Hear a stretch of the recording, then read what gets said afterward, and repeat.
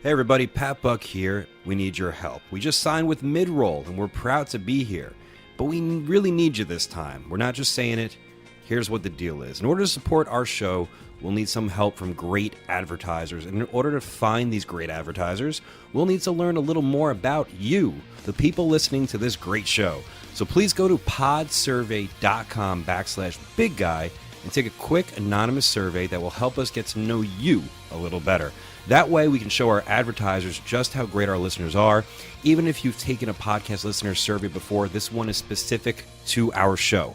We need you to take it. Plus, once you've completed it, you can enter to win a $100 Amazon gift card, as well as, I don't know, maybe the big guy can give you some supplements. Maybe we can do a little raffle with that. I'm sure he loves that and loves the international shipping.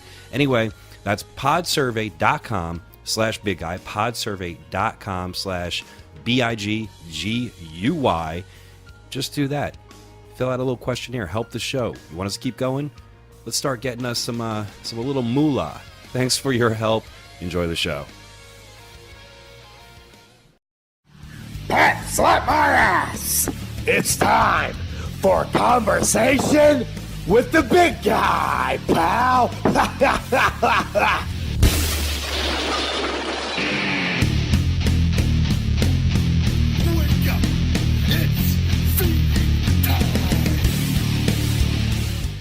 Welcome to Conversation with the Big Guy. I am the big guy, Ryback, and I'm sitting here with the one, Pat Buck. Happy to be here this week. As you heard, my name is Pat Buck, and we have a lot of stuff to talk about. We'll be getting into some wrestling news shortly after we catch up for the week. We'll then be giving away a little bit of Feed Me More Nutrition by doing the old reviews of the week. We'll have our fitness segment. We definitely are. We have our fitness segment, Tips from the Big Guy, followed up with our main event, which I believe is called, what is it called? Fake Shoot Real Fight? You want to explain that? I've written this out for our main event. Fake fighting, shoot fight, but not fake fighting. Faker shooting is the main event tonight. Faker shooting? Fake fighting, shoot fights, but not fake fighting. Faker shooting is the main event tonight. You got to explain that. So what's going to go on in the main?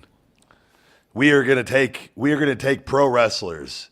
And I guess we discussed a little bit how we were going to do this. We can either just go name for name on who, if we were going to have just two guys in a pit going at it in real fights, who would we take from the pro wrestling world? And I kind of went more with today's world of just what's relevant today, even though I did throw one name from the past in there. But I said it might be more fun if we go name for name, as far as you give a name and I got to come up with a name of on my list who I think could win. Okay. And it kind of that seems a little more fun, like in creating matchups that way. And then maybe we could put our list up at the end, on social media this week, and let the fans decide who has the better fake fighting, shoot fighting list. So we go like our top 6. Maybe we go fight for fight. We pick our team. We can't pick the same people, and nope. We let the listeners decide who has the better fake shooters, right? Fake real shooters. Fake fighting, shoot fights, but not fake fighting, faker shooting. And obviously the only protocol is that they have to be a pro wrestler or have been in pro wrestling. That's really it, right? Yeah. Okay. Absolutely. Again, there's no rules on this. It's so you could go with names from the past. I got my 8. It's more of today's crop of guys, and that's good. I went with the old school. I kind of went old. So. Oh boy. Okay. I'm still very confident in this list because I kept a one common denominator throughout most of it. So it's should fare well for the big guy, hopefully, or not. Well, before we get into our wrestling news, which I'm really excited about because I have so much research that I did all myself. Well, actually, I'm kidding. Thank you to Mike Malero, and Gary Henderson for being our top-of-the-line reporters for Conversation with the Big Guy, who have now given us notes that we can actually have a better show because we have stuff in front of us to talk about that's relevant and current. So I'm excited for that. You've sent out guys to do the dirty work. I like it, Pat. It's I do my notes every week, but the wrestling stuff is always I'm glad. I always want you to do the wrestling part of it because that saves me time. I go I'm just happy. This makes me very happy. Yes. So welcome aboard to those two, and we will keep that going. So what's going on for this week? You know, we had the shows last week. We addressed it on the live show, but what's up, Man, no, I love that live show. I was happy with that. I that was a good time. I the only thing that kept popping in my head, and I think this is worth mentioning, is while we were walking in, I said to you that there's a lot of Demolition fans here today, and you didn't quite understand what I meant at first. It took a while. And then you go, no, there's a drag convention right next door, and that made me laugh. And a lot of Bash and Brother fans from their last run in WWE and Demolition fans. I thought the room was going to be packed with them, but it wasn't the case. I wish it was packed. We had 5 people in the crowd. Well, it makes me feel good that everybody's podcast had it. The drag convention was a real hit. I feel like after I left, by the way, because you mentioned you and Colt swung on by. In my head, the only thing I kept thinking is you guys had your backpacks. I felt like you had your outfits in there, and you guys did a total changeover. And then as soon as I got out of there, thank God the big guy's gone. Let's get all dressed up and head to this drag convention.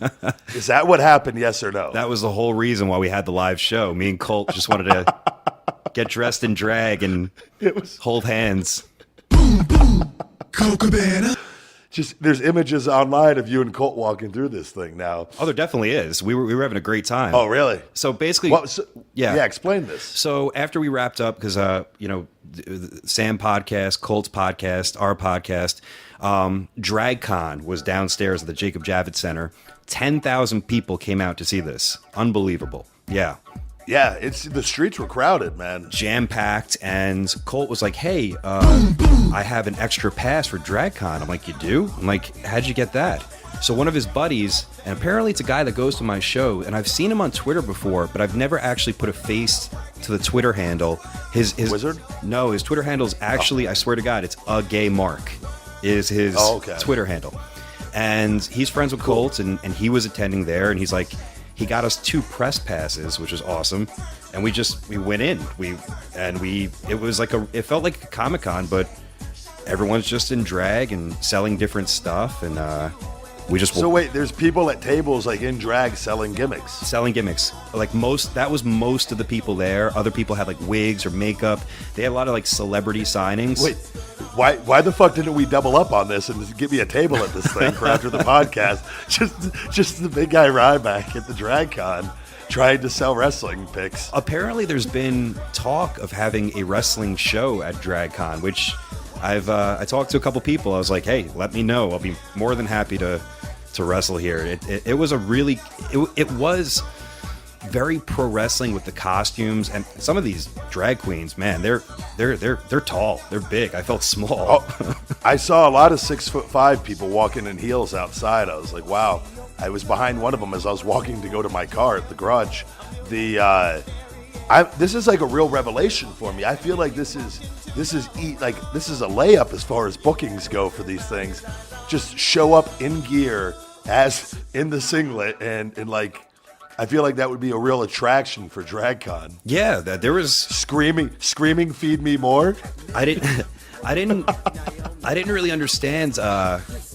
Apparently, there's a whole because there's RuPaul's DragCon, who obviously everybody know who RuPaul is, but she has like she or he, I don't know what to say. They have a show, and her TV show actually gives like the rub or promotion to other drag queens. So it was interesting seeing like at different tables people in drag, and like the line was out the door, like a meet and greet, like a regular Comic-Con convention. They made some money, man, and everyone was having a good time, and me and Cole partook. Just the big guy Ryback shows up in drag for the DragCon, just at the booth in the singlet but with a wig on and some makeup. You'd be a horrible looking drag queen, man. Just that'd be ugly. Fuck. Man, just promoting that heavily for months in advance, just to the turnout, just to see what Ryback is doing now. Oh man, this is bad. One thing I saw that I never saw before, they had a couple things for like stations for guys, and they were, because a lot of them like were selling makeup for, for guys, girls, because women can do drag too, which I didn't really know until I was there. Really? Yeah, and I don't think they dress like men. I think it's just all about the big pageantry and the costumes and the over the top outfits. So there was a table for like guy stuff, and I look at it. I've never seen this before. So apparently they have underwear that can give you like an extra bulge. You ever see that before? No. And they have t-shirts, like undershirts, that have fake muscles on it. I've never seen this before in my life. So like if you're really skinny, and maybe this is a tip out there, if you're like very thin with like no muscle, they have undershirts that look like real muscles, not like a stupid Halloween costume, but like a little. I hate this. Little bit of tricep, like a little bit of chest muscle. I thought it was cool. I don't know. It's like the gimmicks you see online for the heels that get 2 or 3 inches inside your shoes. I just say, I have those. What happens? I love how you are against you. You do everything I speak against of, which explains our friendship perfectly. It's so that if you have these heels in your shoe to give you a few extra inches, you got this shirt on to give you some more muscles, and this and that. Like, what happens if you finally get a woman or a guy or whatever way this is going, and you get them back to the room and you got to take everything off? Yeah, it's like. You have to deal with it at some point. But women do it to us too, with the bras, with the Spanx, with everything. So you've never had a night out with a future Mrs. Big Guy, and she lets the Spanx go, or I've had it happen before with the disappointing bra removal, and you're kind of like, what happened here? Yeah, no. That I think that's happened to everybody. So now that you lay it out that way, I'm a little, that definitely eases it a little bit, but still, I don't support that for anyone. It's just God. But I mean that's tricks for guys to get girls in. They've been doing it to us for years, so it's a trick in wrestling too with the boots. Do you have lifts in your boots or no? No, well, I got the lifts on the outside, and they're normal. I wouldn't say they're or normal or whatever. They're not. Because I've gotten them bigger before in the past, but you're so wobbly on them. Yep. As far that I learned, I was like, they're just whatever the standard boot is, or just barely past that. But nothing. I remember you told me about the inside lifts many years ago before I ever got called up. Sure. To WWE, and I tried wearing them inside. They sent you this big foam thing that go inside your boots, and I couldn't. They were so uncomfortable that. And I was like 6'6" in them, and it was with my lifts on the outside, and then that thing on the inside. I was like, it looks so awkward. I look like a thin, tall guy. I had that one time because I'm a shorter dude, and I remember one time meeting Johnny Ace, and who was in charge at the time, and he's like, well, you're not the right, we're looking for guys 6 foot and up, and I'm 5'10". He's like, I don't know, maybe get a lift in your boots. I was like, okay. So the next tryout, I had these fucking lifts in my boots that were, dude, they were tall. And I wrestled in front of him. He's like, those are stupid. You look like Eddie fucking Munster. Like, take those roller skates. I look like the Goon. It was fucking terrible. Yeah, it's funny that's kind of, and he probably forgot all about telling you that. I've always liked John Laurinaitis, and like even though he was the one I dealt with during the ankle injury, and we had it out and on the phone during all that period. But like I've always gotten along with him really well. He's always entertained me. But I remember him coming down to FCW, and I guess he always knew me from my other names. But then I switched to Ryback when I got re-signed down there, and we had a meeting one day, and he was just sitting down there calling me Ryback the whole time. Ryback, and like me and Trent and everyone were just like laughing. Like everyone knew it was Ryback, but Johnny. And I guess he thought I came back as Ryback, even though he was the one that re-signed. Yeah, he did it. Fuck. Yeah, as Ryback, and that's always something that's always Ryback, and like he said my name like 5 times in this meeting, and I was like, damn it, Johnny. It was embarrassing though because. I was like, oh, he doesn't know my name. It's also a simple fucking name. It's like 6 letters. It's not fucking hard. Funny side story. You're going to be doing wrestling in India, in December. To where I die. This is where it all ends. Yeah. The promoter setting it up, his name's Mark Beal, and the other day I haven't told you this yet. He wanted a promo Sweet. to promote the upcoming. He doesn't have much info yet. I don't even know if they have the city down, but we know it's in India, and we know it's called War of Pride. So Yes. when we were together on Sunday, I was like, right when you left, I was like, fuck, I forgot the promo. You said no big deal. You recorded it. You sent it to me. I didn't tell you the what was happening beforehand. So this guy was like, hey, Pat, I desperately need this promo because we're having this huge press conference with like 7 cable channels in India at this big press conference, big press release. I really need it by Monday. And I said, no problem. I'll have it by Monday. He said, Monday, 3 p.m. I got the promo. As soon as you sent it to me, which was on Sunday, I forwarded it. So I'm like, okay, it's all done. Okay. Now I wake up in the middle of the night on Monday morning and I look at my phone and I have literally like maybe 25 to 30 messages from this guy on not through text, through the WhatsApp, which is obviously through your phone. I don't know if you have WhatsApp, but it's through the phone. Yeah. So, and he's basically begging me. He's going, Pat, you don't understand. I could lose my life right now. Like, I need this promo. So apparently he didn't tell me. Wait. Listen to this. So this guy didn't tell me that he's leaving the country and that his phone's not going to work because he's in India. He just told me to send the promo, but he didn't tell me to send it through email. I figured I'll text it to his phone because that's how I communicate with him. So this guy leaves his country, goes to India. His phone's not working. And the last message was a picture of the press conference, and there's tables everywhere. There's news cameras, and he's like, Pat, he goes, Pat, in an hour we have the press conference. Please, like just begging pretty much. And I woke up to go pee in the middle of the night. I'm like, I sent it. I was like, dude, how was I supposed to know? And he goes, thank you. You just saved. I basically saved the country by sending your fucking promo to this guy for the press release. And he got it in time and he played it. Wow. Yeah. I knew when you texted me because you asked me you were going to film it after the live podcast in New York, and then we left, and I went and got Buffalo Wild Wings and picked up some beer to watch the football game in my hotel room that night, and I realized I was like I could just tell like this was pretty urgent. They needed the promo, so I just set up the phone and knocked it out real quick. But man. Can you imagine if you didn't wake up and get this guy this promo? He'd be dead. I'd be out of. No, I was going to say I'd be out of a booking, but no, and he would be dead. But luckily, that's not the case. I'm looking forward to going. I'm going over there actually a week before WWE goes over there. Really? Oh, That's my deal. We had to start a new gimmick now. Is we find out internationally when WWE's doing a tour, and we hit the town up a week earlier.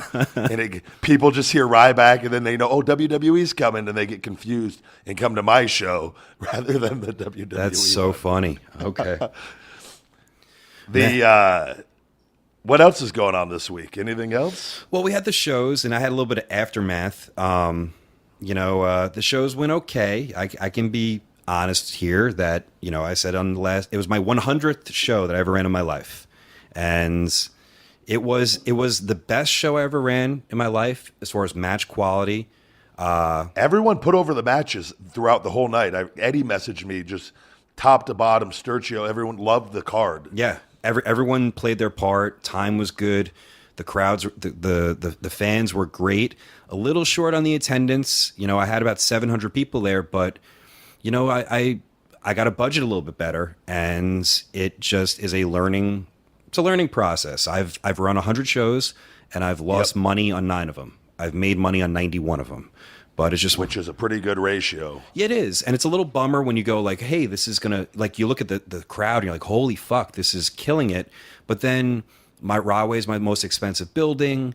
There's obviously talent costs, wink, wink. There's a lot of stuff going on that I got the billboard. There's all this stuff added to the equation. And, it wasn't a huge loss, but it's one of those things where I got to look at it like, all right, this is a commercial for all the things that I do, and I have all these events coming up. The only unfortunate thing was did you see Casey break her nose? A girl broke her nose on the show. I did. I saw that as I was getting ready, and because I had a couple questions for you about the show also. But let's go to the Casey. That was a horrific injury on the show. Yeah, so, I'm training a future Pat Buck girl. Her name's Casey, and she's doing very well, still learning. Wrestling didn't come easy to her, but she's an athlete. She's trying. She's learning. Hey, from one to another, hang in there, Casey. But day by day, she's picking it up, and she's more and more established and having better matches now. But she's a valet in WrestlePro, and it was a tag match, and she's a valet, and she's with the heels, and they told me what the finish was going to be.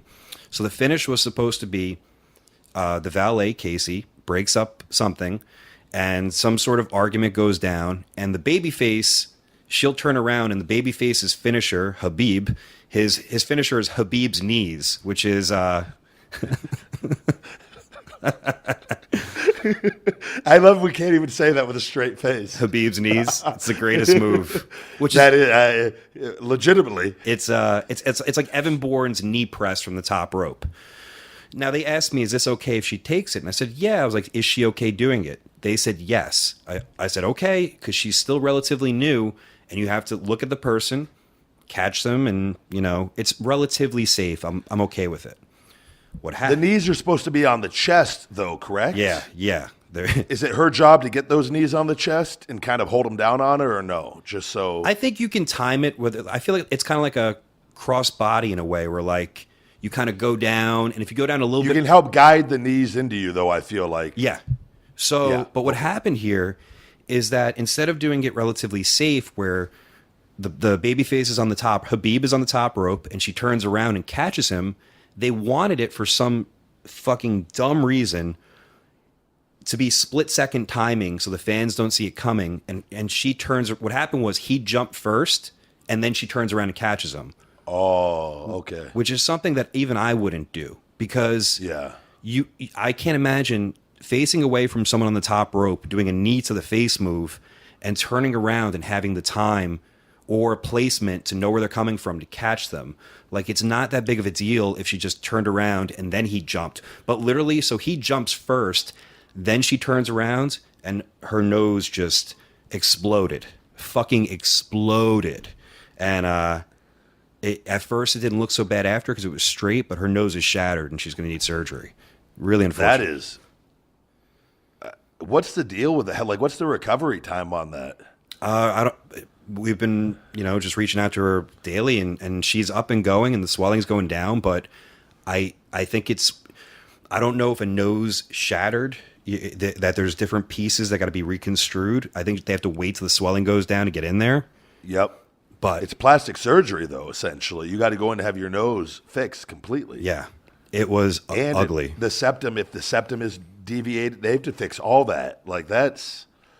Ooh, yeah. That's a tough deal to go through. I hope she's. I bet you that's a 4 to 6 month deal. You think so? Kind of to let that heal, and maybe closer to 4 than 6, hopefully.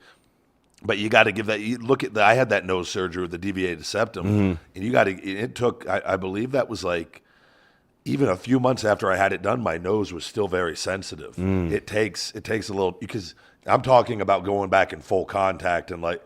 Obviously, in wrestling, you can control, but I think it takes like every month after 3 months, you're better off. Like, the longer you could wait, the better before. Like, if you were going to go into an MMA fight, they would want you to wait a little bit. Yeah. You wouldn't want to go in it right, because your nose is more sensitive to being rebroken again after all that. It takes, she hopefully, and you can tell her this too, that everybody that breaks bones, I always tell that New Chapter calcium, it's whole food calcium, will help heal your bones in an incredible amount of time. Okay. It's whole food calcium by New Chapter. It's on Amazon where you can buy everything. But man, that sucks. Yeah. I saw her there, and I was getting ready for my match with AR Fox, and I was just like, oh, that looks really, really bad.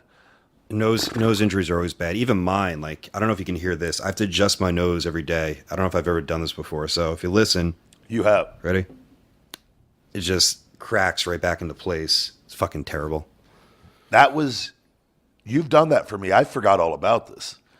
What is cracking on that? I don't know. ever since it's gotten messed Is that up. your bridge? It's my bridge. It's my. Apparently, I don't have a deviated septum enough for them to give surgery, but my whole nose shifted when I got hurt. So, Can you crack that over and over again, or is that like 3 just times occasionally? It's like a knuckle. It's like 3 times a day. I feel like a little bit of pressure, and I just push it into place, and then I'm good to go. Wow. Yeah. That's incredible, man. I've never seen that. I'm like watching. You've shown me that a long time ago, and I forgot all about it. Yeah, man. What did I'm waiting. Fox actually shot me a message on Messenger, and was saying I think his mom recorded the match. She was there for that. Yeah, that's last right. night. She was there. And I thought it was really cool because and I remember Trent told me this. He was a big fan of Ryback, and that everyone always thought. I actually went back and watched another match of his, and Kevin Owens was on commentary, kind of being a little derogatory and being Kevin Owens. Okay. How he always, you know what I mean? So it's kind of hard to tell about the entire thing. But I loved wrestling him. I wish it was guys I could wrestle him every week. Yeah. I'm hoping to get that up soon. In shape. Yeah. Yeah, but in shape and just knows what he's doing, and I thought it created a cool matchup. And whenever we can get Hornswoggle, who is the most miserable human being in the entire world, and rightfully so, he was being born the way he was, and I'm very sympathetic to the situation. And I love him to death, but he's also angry fucking at the entire world. He came running back with his little body to me as I was coming backstage, and he just came scurrying past if you could just picture Hornswoggle like shuffling really quickly over towards me, and he goes, "That ending was fucking perfect," and that made me smile because it's not every day you get a compliment from the little guy like that, so I stored that one away. He had a good time. He had a good outing too. He had a blast. Like I said, the show was incredible. I have no problem tooting horn on that one. Can't wait to have another one. Might as well plug right here. So this was what, yeah. I had 2 questions from the show, if you don't mind. I'm very curious on this. I love it when you have questions. So the billboard. This was an experiment, big time, with the billboard. Yep. I was personally disappointed in that we didn't get more with the billboard in the community. Is this something that you would chalk up to one and done, or is it something you would venture out and do again? Well, or does it depend? I have it under contract for the next couple of months, so I switched it out today actually, and now I'm on the billboard. Okay. me and DiBiase, you know. So the thing is, I don't know. Here's the thing that I've never done, which just goes to show you, like, I think I'm a competent promoter, but there's things that I just don't get fucking done. And I don't think any promotion gets done, or, you know, some may do this area better than I run. And, you know, like other promotions might have different things going on that they do better than me, but whatever. Okay. So every time there's new people there, you would think I could figure out a way to get the information on how they found out about the show, whether it be Facebook or, oh, I saw a sign up, or I know somebody, and I've never fucking done it. So Lauren was asking a couple people, you know, how'd you find out about the show? And a lot of it was Facebook, but she didn't ask everybody. She doesn't have time to, because she's the ticket lady and getting everyone moving. But I need to fucking do that. Like, I was unorganized in that because I don't know. You know, there could have been a lot there. Because this just brought something, you bringing this up actually, because this is what like Targets and Walmarts, they get your email and they're able to send you coupons based on your preferences, based on information you fill out when they get to know the customer. Sure. And this is all, is there any way that just to do a little simple sheet of paper or something where it's a little questionnaire about the show, where you hand it out as they come in, you give them, and you're not going to get it back from everybody, obviously, but you're going to get a percentage of them back, and it's going to cost you nothing to just do a little 5, 6, 7 questions. How did you find out about the show? How would you rate the show? Blah, would you come back to it? And have them drop it off, and have a little box set up and let them drop it off on their way out or at any time during the show.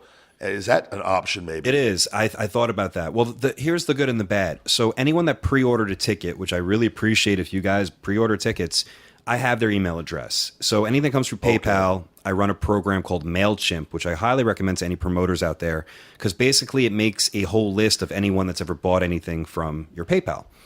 Yep. But that was only 200 people that pre-bought tickets. There was 700 people there, so it's like the other 500 I failed, and I need to do something like that. I think what I'm going to do, here's the problem too, and you saw this firsthand, was that people, and I use my guys, my wrestling students for things, but sometimes I realize they can't do everything, and they don't have the personalities to really embrace people. So what I mean by that is I need to hire probably outside attractive women to do this for me, to have surveys, so people embrace them. Oh, I'll do a survey, and then they get paid at the end of the night. I pay them, whatever, $100 or something to get all this information, rather than what happened. This kind of happened at your gimmick table. Rather than pulling my students, who are a lot of them, the newer guys who aren't on the show yet, they're new and they're in fucking fear and they're too scared to talk to anyone. So if I'm like, hey, new guy, go talk to the fans and have them fill out a questionnaire, they're going to be like, I don't know what to do, which was the same experience they had when I had them work your gimmick table this weekend.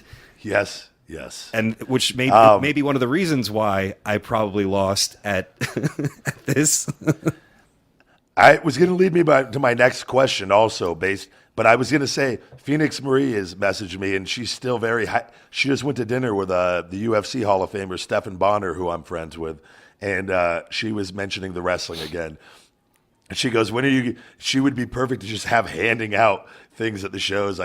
We can get her for a low budget, and just to be personable, and I'll work her over on this one. Look, Pat wants to meet you. You got to come out here. We got a little assignment for you. We want to see how you do, and we can finagle it in that way and see how it goes, and then let her sell the big guy test booster at her own table and see. But so my next question is, because I remember you've said this, and I don't know how this works. Okay, is we've talked about this before with promotions that sometimes will bring in 4, 5, 6 names to the shows. Mm-hmm.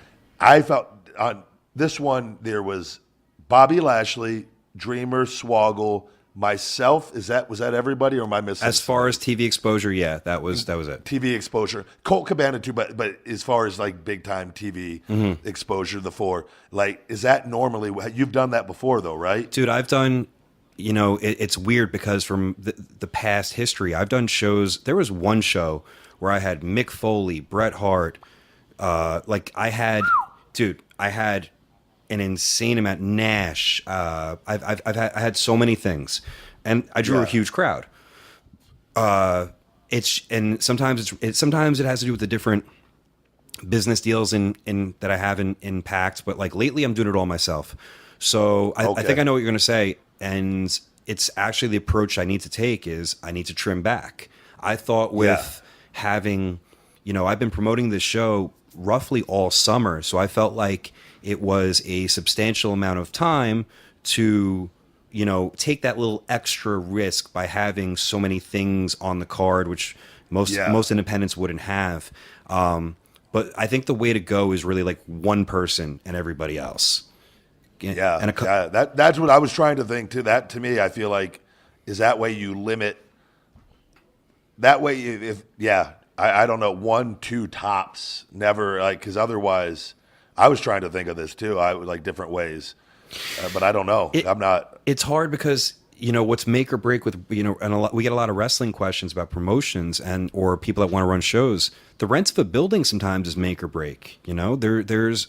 I strongly believe, I think it's an ideal thing when there's no rent for the building so they can keep concessions, but most places don't work that way. My building charges a hefty fee, an extraordinary fee, and they keep concessions. So it's just a double whammy and there's things like fire permits, and there's just all these different little nuances that add up. And then when you do the books, you're like, fuck my life. I've lost, and I'll say it, I lost $900 on this show. Yeah. So, but it's one of those things where I can fucking sit and mope about it, or I go, fuck it, on to the next one, and let's see what happens.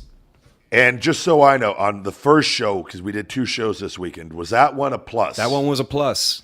That one was a nice plus for Long Island, which that's, a hell of a point you said there, because Long Island is starving for wrestling, and Yeah. my area. I had a great time out there.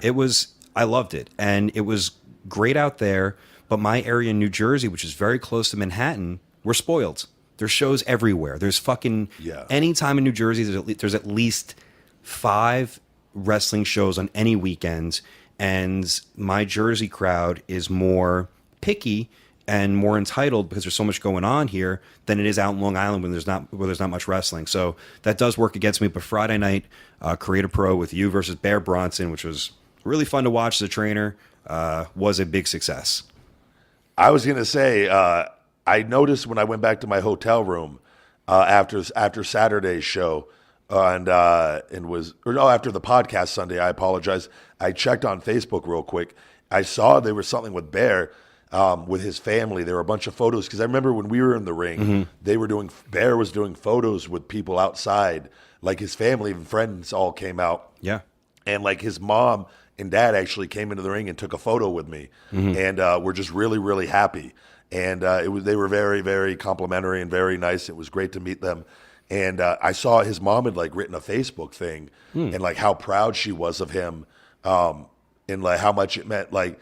And like getting to wrestle me, and I was like sitting there like, that's pretty cool. Because I don't by any means feel like I'm retired or like I feel like I'm very much, I have the best part of my career still to come. Okay. And I just had to leave because of circumstances, and we've talked about this, and it is what it is, and blah blah blah. And I was just like, wow, it was really cool. Like it meant. For him getting in the ring with me, it was a big deal. And to me, I didn't like. It was cool. I was like, "Fuck, I'm on the opposite end of it now from growing up watching." You know what I mean? I understood it. Yeah. And it was really cool. And he was. I had a good time, and I'm very proud of him. And because to me, it's just another match. Sure. And it's not. And I had a great time, and he was fucking awesome. But it was like, you look at how important of a moment that was for him. Yeah. And for him in his career, this is what he wants to do with the rest of his life. And he wants to, like, I wrestled with a WWE guy who's still going, like, you know what I mean? He's like 20, he's probably, I don't know if he's like 23 or 24, I'm not sure. Like, young guy. I think he's been training with me 2 years, maybe 3.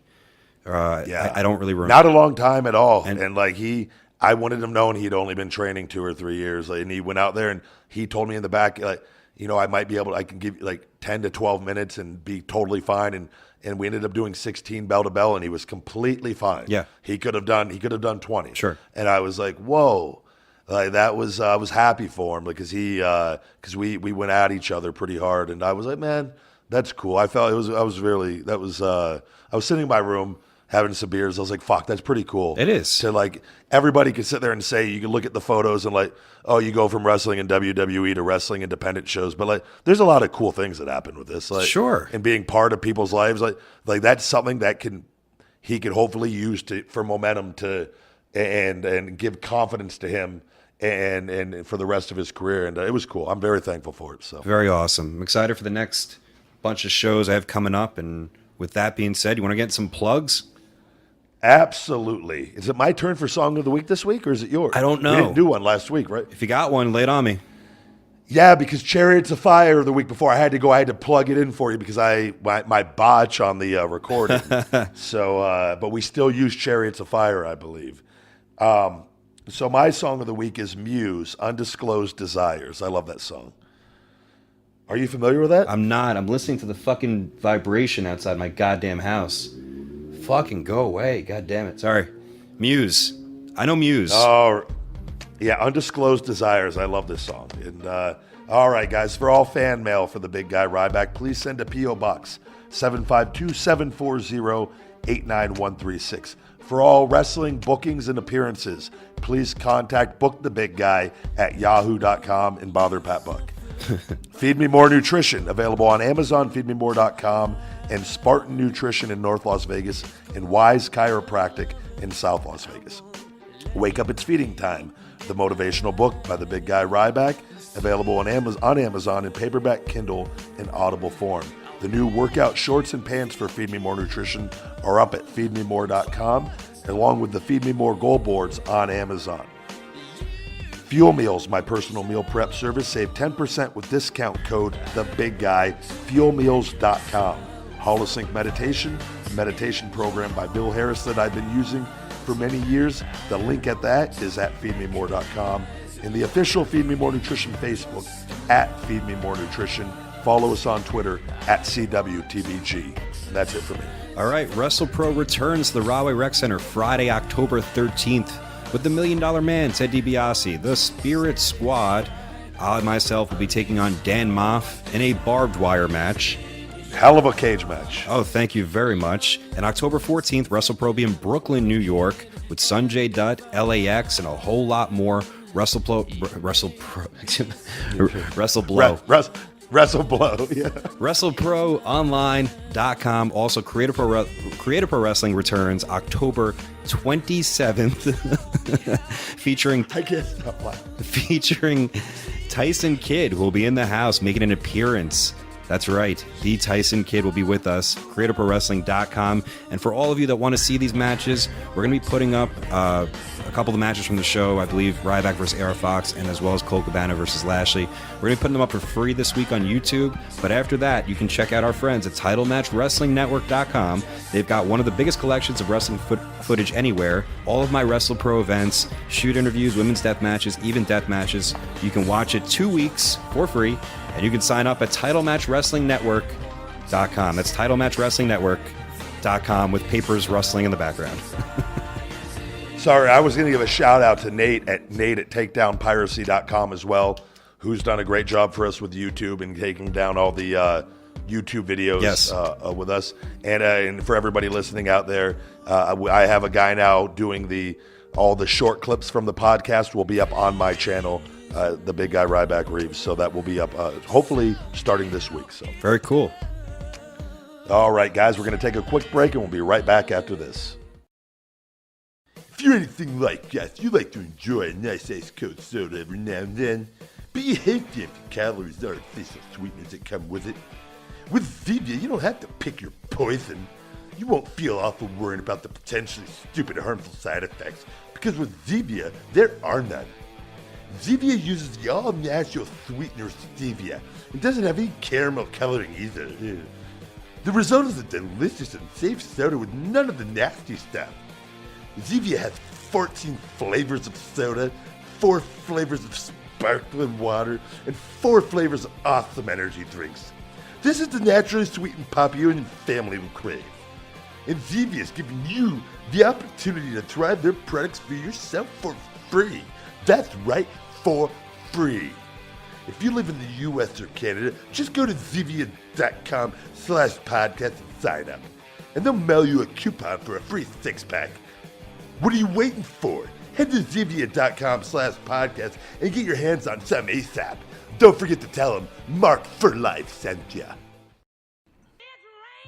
Damn it! I think I broke a nail. Ouch. Hey guys. It's the big gay Ryback, and I'm here to tell you about the Feed Me More merch, available only on Amazon. We have a wide selection, everything the big guy Ryback, Feed Me More Nutrition, and we have everything available in men's, women's, and youth sizes, in multiple colors also for each design. You guys, you have to check out the Feed Me More merch only on Amazon. It is truly one of a kind, like me. So don't be a snore. Go feed yourself more. I know I will. Feed Me More merch, available on Amazon.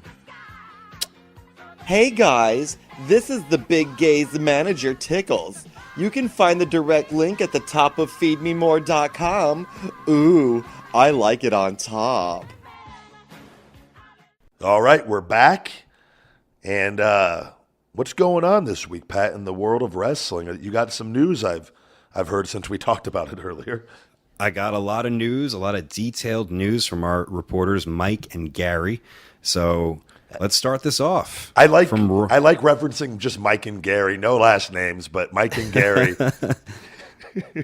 Mike and Gary helping us out. So anyway, let's talk about some Raw. I don't know if you saw it, but John Cena once again and Roman Reigns had a pretty all-out promo war with mostly Cena getting the better of Reigns, saying things such as, "I'm like a drug test.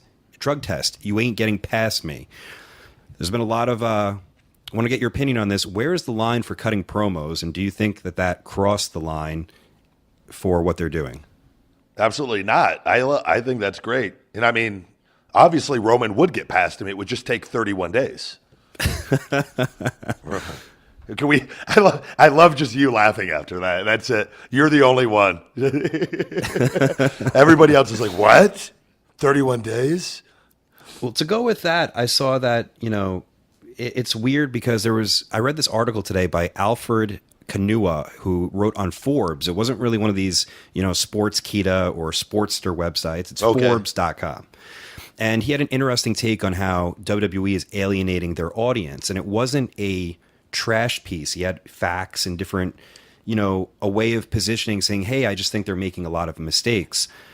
And he wrote this, and I'm quoting him, and it says, Cena has been positioned to zero in on Roman Reigns' flaws as WWE takes on an interesting approach of accentuating the negatives of its biggest full-time star in order to make Cena the hipper top star in their ongoing feud. Yeah. At 40 years old, Cena has become that dad who would rather be his son's best friend.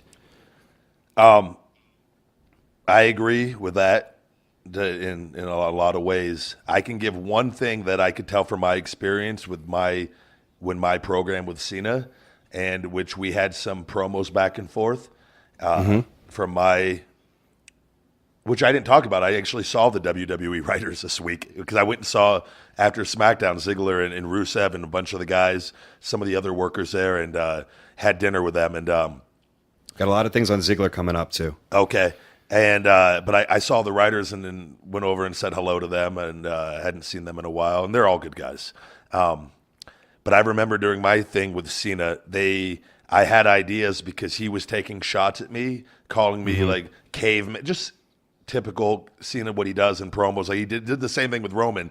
Don't think it's not your strong point, that sort of thing. Same thing. He had those lines in there with me, and they said, no, you can't say that to John. You can't say that to John. You can't say that to John. And they literally did it where it's just him one-upping you by design, and that's the way it is. And that's not talking bad about John or anything. This is the truth of the situation, and that just reminded me of that a little bit. Where if that was all by design, that's the same formula they've used with him for years. So that's interesting. I've lived it, and it's the truth. That's not me, that's not bashing or anything like that. That's the truth as far as my experience being in that role, on the other end of John. So the writer goes on to say this, and I'd like your take on this. Another paragraph was, and while self-awareness can be a positive, it can be done to one's own detriment. WWE does not have any obligation to appeal to a die-hard contingent that will follow its product indiscriminately. Cena is the voice of the WWE, and to publicly call out a top babyface for real-life shortcomings, all while praising one of the top heels in the promotion, he's talking about when he referenced Miz, is disruptive to WWE's bottom line for the benefit of a loud male pop. don't disagree with any of that. I thought it was pretty spot on, so if people want to read that article, it's pretty interesting. Yeah. And I mean, I don't see, people say Roman's flaws. I don't think the flaws that people talk about with him, though, outside like the promo stuff, he does exactly what you're supposed to do. And the numbers he's bringing in, I guarantee you, are what they're supposed to be.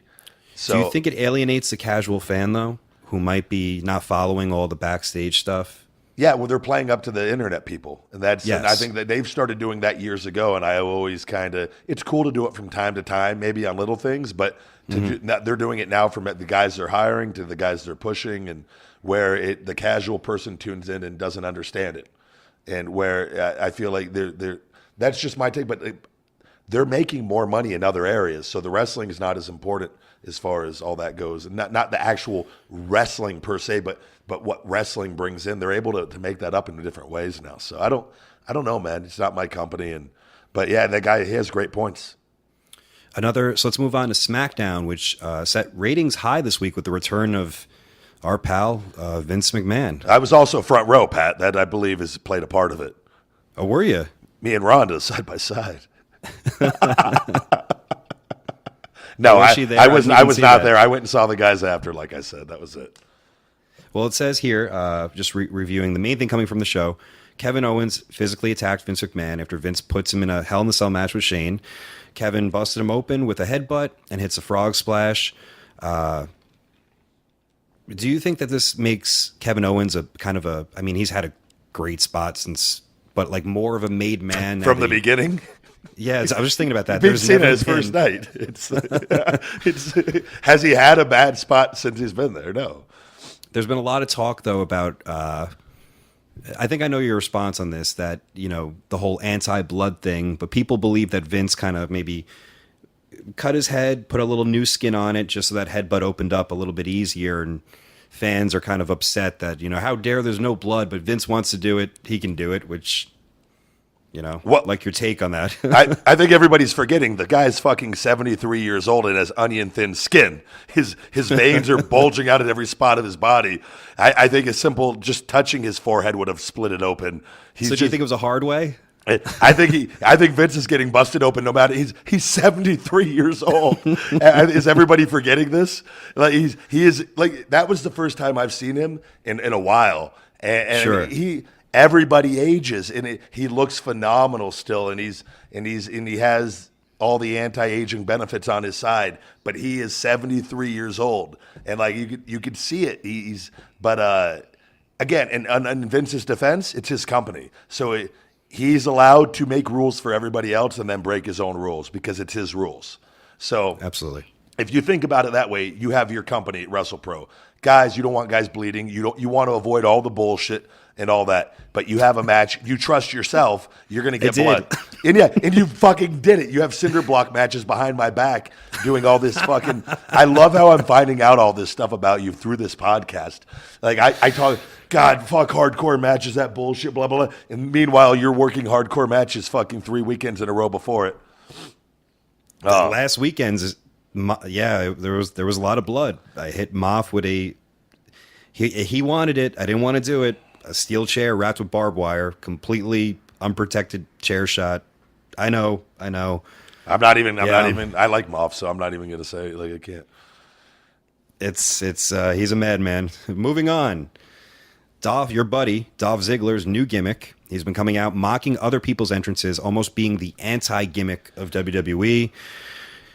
Where do they go with this exactly? What are your thoughts on it? You met up with him recently, correct? I did. He's. I don't know much going on. We don't when we hang out together. We don't sit there and necessarily talk wrestling. And, Sure. There were a bunch of people at the table. I was mad at him actually because I wanted to go to Hooters because Zigman hasn't. By the way, this is a real fact. He has a legit Hooters card for free Hooters until they take this card away from him. What? Where he Really? and he's allowed a certain amount where he can take this Hooters card. He could buy the whole restaurant if he go, hey guys, Hooters on the Zigman. Another round of wings for me and my buddies. And like he could do that. When I met him a few weeks ago at the at Hooters Hotel and Casino here in Vegas, the manager came over to shake his hand. And then he took a picture with both of us. But he goes, I've only met one other guy that's had this Hooters card, and it was Kid Rock. And he goes, I just wanted to come over, and I've never seen Ziggler like with a bigger smile on his face. He's like frequent flyers, but like he's like that status. It's like that. He's like a Hooters spokesperson, and I've never been more envious in my entire life, but yet so happy because he's such a good friend. And I said to him, I regret leaving WWE just for the fact that I felt like if I stayed around, because me and him always went to Hooters together, I would have had one of those fucking Hooters cards too. And I'm like, Oh my God. all I could think about was, fuck, I've just lost out on so much Hooters over the last year and a half or whatever since I've been gone. Like I had Hooters with him the day before I walked out. And I was just like, man. And so anyways, we go to Nobu in the Hard Rock. It's this sushi place. Great sushi. But holy shit. One piece of sushi was like $10. Like to get, fuck. I'm talking one piece. I eat 6, 7, 8 rolls at a time. Like I had Paloma there with me, and we're out with everybody. And I'm looking at these other rolls, like rainbow rolls, are like $30, and I'm like, what am I going to eat? So, anyways, Zigman picked up the tab. I threw him some money for our end, but there were like Renee Young was there. It was great to see her again. Lita came out. Some social media, Nikki, and some of the other social media people, and it was good. Larry the trainer and AJ Styles came over to say hello and to everybody, and it was good to see everyone again, or some of the guys at least. But we don't talk wrestling when we're out. Like, it's everything but that. So is Dolph a keto guy? Is he eat whatever he wants guy? What is he? So Dolph always takes care of himself, always. Sure. But I'm not I know he likes to have a cocktail all the time. So every picture I see him in, naked wings, grilled chicken breast, naked wings. The guy, he doesn't put shit. I never see him walking around eating cake or anything like that. Okay. But I would venture to say that this is all kind of just last minute stuff, and it's just kind of spur of the moment. And I told him, I would have thought you would have done my entrance for Vegas, asshole. And then I just wanted to see him really fucking botch my entrance, and because he would have had the time of his life doing it. But All right, so moving on. I got some women's wrestling news, and I had the paper out of order. God damn it! The Mae Young. I don't know if you saw any of the Mae Young Classic. The final was on Tuesday night. You know what? I have not watched this yet. I'm actually going to sit down and make it a priority to watch some of the matches of it, or at least the finals. The finals were here in Vegas, right? Were they? I guess they were. I didn't watch the finals yet. I've seen every other episode. I won't spoil it for you. We'll revisit that. You know. I mean, no, I'm okay if you want to talk about it. I don't mind.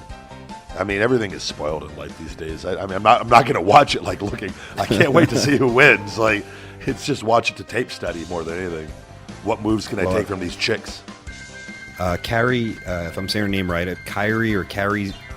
God damn it, I'm the fucking worst. Was it Carrie Sane? Sane, yeah. She won the whole thing with her really unique way to do an elbow drop. You'll see it. It's just, I thought the top rope elbow for a while, like nobody could do it again as a finish. And there's something about the way she does it. It just looks incredible. I don't know what it is. Does she do a flip with it or something? No flip. It's just the angle and how hard she comes down and the height. It just looks good. It just looked like I'll have to check believable. It out. Okay. And she's a tiny girl, so she beat the Shayna Baszler, one of the horsewomen in the final, and I believe she's going to match. Have you seen it or no? Haven't seen it. I've gotten up to everything except for the finale. So okay, I'll check out the finals. I'll check that out actually before next week's show. I'll watch it. And with one topic we had here from our reporter is, while the WWE's network's tournaments have been pretty successful on their own, the WWE's attempts to capitalize off the talent from these tournaments hasn't been quite as successful. Why do you think that is?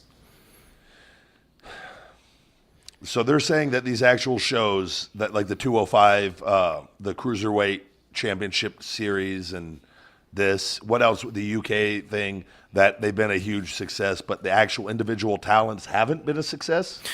Yeah, for example, everyone was talking about the Cruiserweight tournament when it happens. Everybody loved it. All the guys were over perception-wise. And then once they're out of that, nothing happens. Same thing kind of, I guess people are feeling that way about, with the UK tournament, for example. People are really into that. They make, Pete Dunne and, what's it? Not Gallagher, I know who you're talking about. The other Tyler Mane. Tyler Mane. There's Pete Dunne. I think Tyler Mane. I think that's the name. Okay. So my take on that is, and it's very simple, is again the network and all that is targeted towards the internet audience or the people that are the hardcore fans.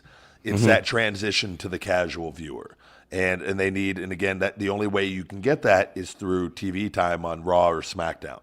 And over a consistent period of time, not being on there for 2 or 3 weeks, it takes at least 1 to 2 years of being on TV regularly to start getting that rub to the casual viewers.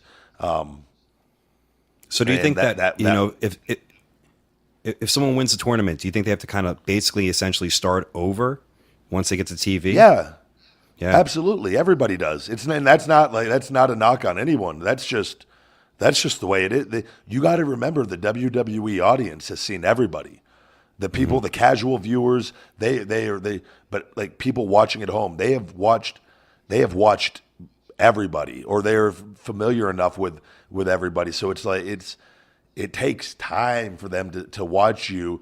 And it, again, this is from my experience when I was a kid. When I would see a new person debut, it took a long time for me to accept them. I didn't hate them or anything, but it just took repetition of seeing them on TV for me to look at them as part of that WWE brand.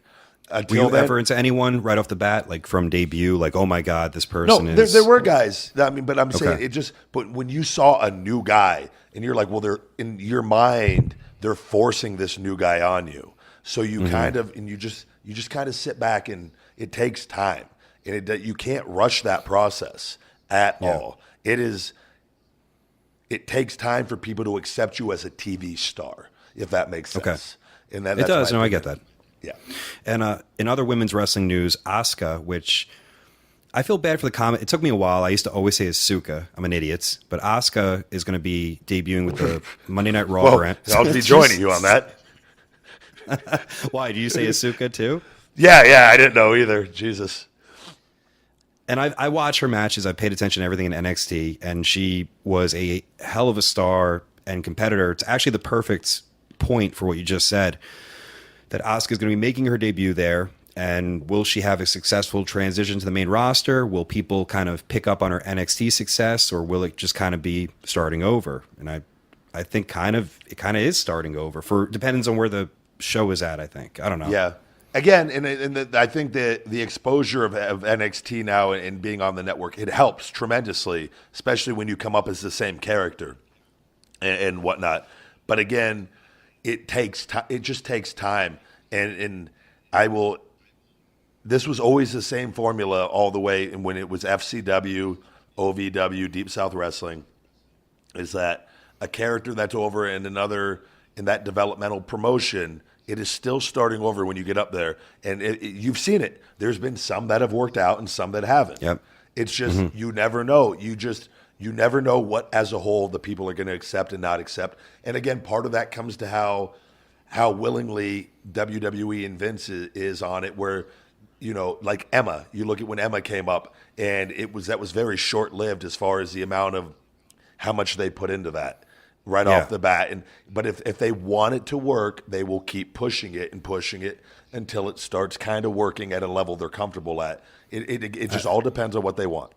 Braun's a perfect example of that. It really took so long to pick up steam. It was not catching on for a long, long time, and it finally did. And now it's probably the most over thing going. He's in a tremendous position right now, and it's just being patient and being consistent, and that's to his credit.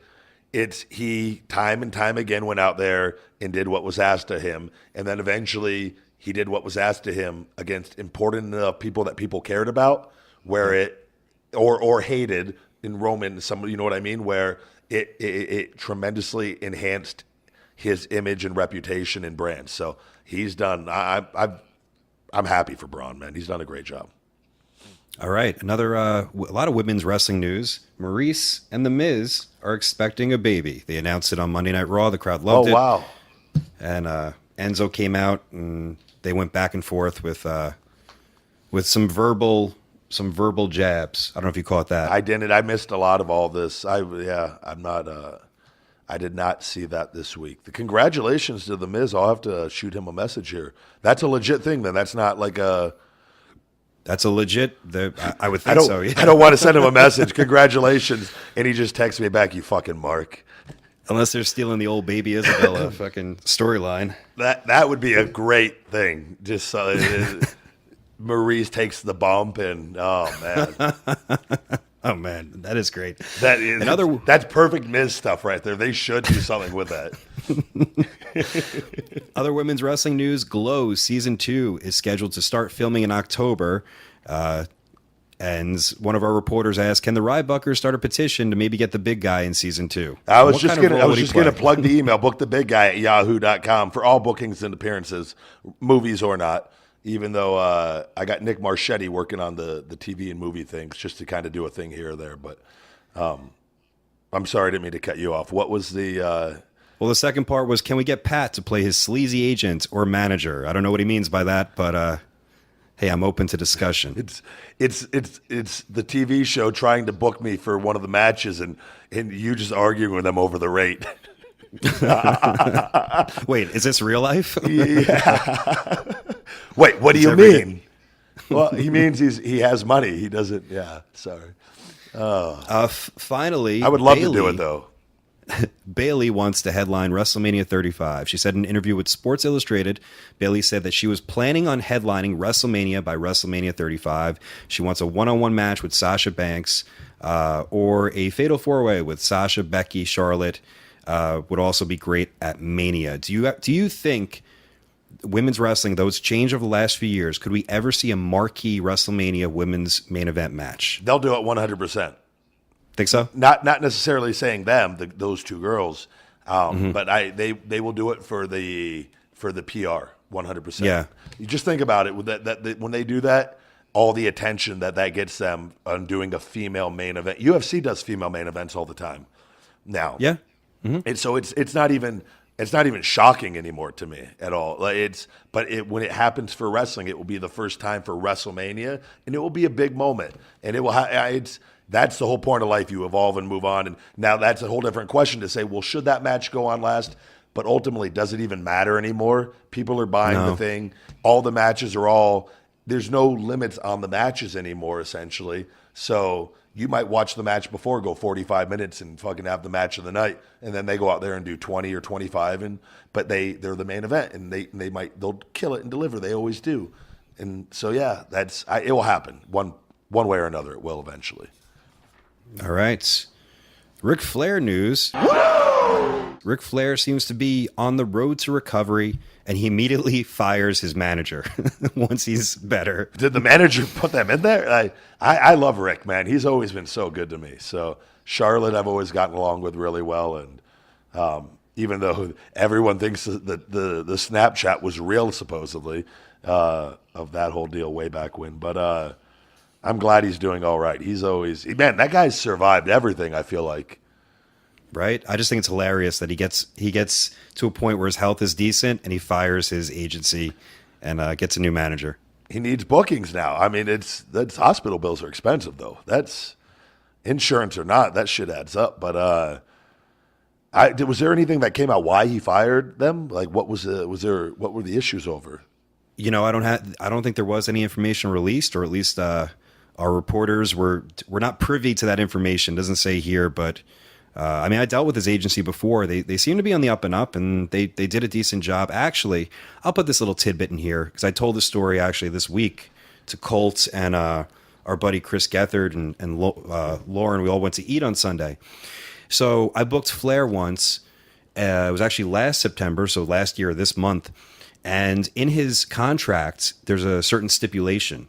It says that wherever he signs, you have to put up a TV with his DVD playing on loop. Okay. So when I heard that, I went, well, why is that a thing? And I thought, like, why would you think that by his signing, we would need a DVD with his matches playing? Like, at first I thought, I don't know if you thought the same thing, it gives a bigger presentation, maybe. It helps. I've had that where places have done that, where they have like a loop of something playing. It just looks, it's for people in line to kind of have something to kind of fill the time when they're not on their phones.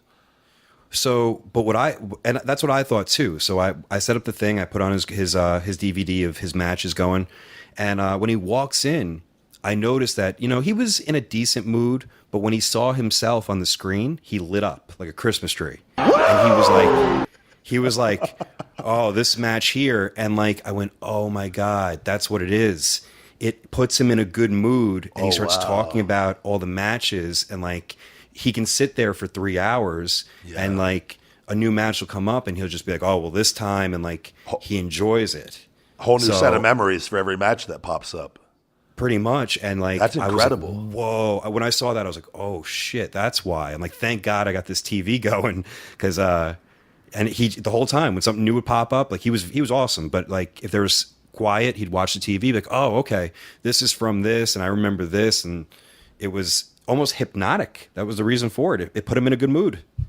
Man, I was gonna tell you that every time with Rick, he always put over my body in my matches whenever I would see him, and then I just was sitting here thinking, I'm like, Well, he is the greatest worker of all time, or considered, and but he carries that with him at all time. He knows how to the big guy in shape. He probably wants to hear how good he looks, and I'll compliment his matches. Every wrestler wants you to compliment. Those are two things every wrestler would fucking want. And I was like, fuck, man, he got me. No, I'm glad he's doing. It wasn't a lot. It was always at really cool times, and I always appreciated his feedback. So I'm happy for him. In other news, the Big Show is out for his hip surgery. Well, that's the only thing I got. I don't know. I didn't know. I thought you were following it up. I think we touched on that last week. We did. Yeah. And I love Big Show, man. He's a great guy. I don't know how he's gone through life. Being a giant is not an easy thing, and he keeps. He is a loyal employee or a loyal independent contractor or whatever you want to say to the bone. So God bless him. Actually, going back, I missed this in the notes. Meltzer reports that Ric Flair will need a pacemaker fitted for his body, but for someone who was given a 15-chance survival when he was first diagnosed, he looks great. So I didn't know that. That's being reported. What are did we know what the health issues were with all that? Like what exactly? But he needs a pacemaker. Is that's? I mean, pacemakers. Correct me if I'm wrong. I know that you can get pacemaker for other areas of body outside of the heart, but I've never heard it outside of the heart and the brain. So I'm not sure. Yeah. So well, hopefully, I mean, with the way the advancements we have made in technology and all that, I'm sure you won't even notice it, and hopefully, it's just. He has a very long life to live still. So, in other Legends of Wrestling news, our favorite Scottish promotion, 5 Star Wrestling, is making a big comeback. Wait, you know what I'm talking about? I didn't know they went away. I thought they were just going strong with video games and everything. So, our favorite Scottish promotion, Hinkles. Yes. If you're out there, book the big guy at yahoo.com. Let's do business, buddy. Let's do it. Fucking 3 years, 12 video games, everything. Just let's fucking go all the way. Put the title on me. Let's fucking bring these crowds into Scotland. McIntyre's gone, buddy. You need somebody to sell those games in those crowds. Let's do it. Feed me more. So, apparently the promotion has beaten other respected UK indies to take a TV deal on a new UK free-to-view channel. The promoter, who's a close personal friend of Ryback, apparently made the most compelling case, i.e., he paid the most money to get the slot. Paid his parents money. They claim they will hold 30 weekly UK arena shows all over the country. They also claimed this about 6 months ago. Wait, with all this. This is tournament based, right? He won't give up on this. No, the tournament is the way. That's dude. I get it, man. Tournaments. Let's do it. 4 matches every fucking night, 5 nights a week, 20 matches a week. Fuck it. Let's do it. Rip my body apart, brother. So they also claimed this 6 months ago, and all the shows canceled. Apparently, many of the UK workers are very, very unhappy with what happened here, and they're unhappy with this. I don't know if they're unhappy that this promotion got the TV deal, but that's what it says in the notes. Well, they got to work 4 times a night. Who wants to do that, Matt? This is blood sport all the way through and through, man. Hinkles, I'm still here, brother. I'm going strong. Fuck it. My body's healed. I'm regenerated. The Ryback regeneration.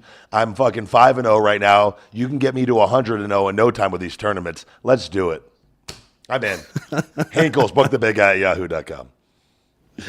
All right. And a quick little Global Force roundup. El Patron is headed back to the company at Bound for Glory after being suspended and stripped of the title in July. This was after allegations of the incident with Paige arose, but no charges were filed. Rey Mysterio is rumored to be on his way in the upcoming months. Actually, that's not true, and I can tell you that. I'm just reading what the reporter put. So okay. I should have read these notes earlier. Global Force is releasing their own on-demand platform with the most of the content being free and relying on ad rates. I didn't know that. I thought there'd be a paid thing for Global Force. I didn't think it'd be free. I'm happy Alberto's coming back. I've always liked Alberto. He, and just from live events and I remember him and Ziggler, man. They doing opening matches on the live events. going 25, 30 minutes where they would do like the one that would be the match on the first half of the show where they were allowed to put in time, and they started the show off hot, and then it would be kind of like gimmick matches all the way. In the intermission match would be a tag match, and then they would go the second half, and the main event match would be the other long one, where it'd be one strong opening and ending. And man, I just remember in Alberta with multiple guys, and just fucking. No matter what, he could go out drinking the whole night before and show up and do 25, 30 minutes. And the dude, that's like one thing, he knows how to work hard. So whatever, no matter what the fuck is going on, the dude knows how to work hard. So I'm happy. Like he's a good deal for them because when he's in the ring, he knows how to go. So the final piece of news for this week: American Ninja Warrior icon Casey Catanzaro. If I said that right, Catanzaro. Fuck. I'm sorry, guys. Announces her retirement from American Ninja Warrior and signs with WWE. Oh wow. I think that's cool, but it's also a little bit strange. I mean, she's tiny. She's smaller than Alexa Bliss. She's 5 feet and 100 pounds. Okay. So I'm not sure how this will work out. I think it's always interesting to see how athletes transition because I think they don't realize how clearly she has the athletic part down, but what do you think about this? I will say she probably has an extreme level of athleticism and conditioning. Doing that Ninja Warrior stuff, your conditioning has to be on point. So I think if she can pick up the psychology part of this, she'll be fine. The moves I don't think are going to give her a problem whatsoever. But I think she has to. Is she a wrestling fan? Yes or no? Do you know?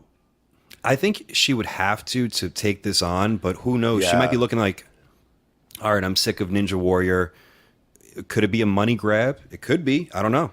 They do that with people that have a little bit of steamrolling in something else, and they'll throw them some money and roll out the red carpet for them and bring them in, and then pull out the red carpet and all that. It never works. Yeah. No, but if she applies herself, I would just if she just goes and trains and kills it, and then make sure she watches 5 to 10 matches a day.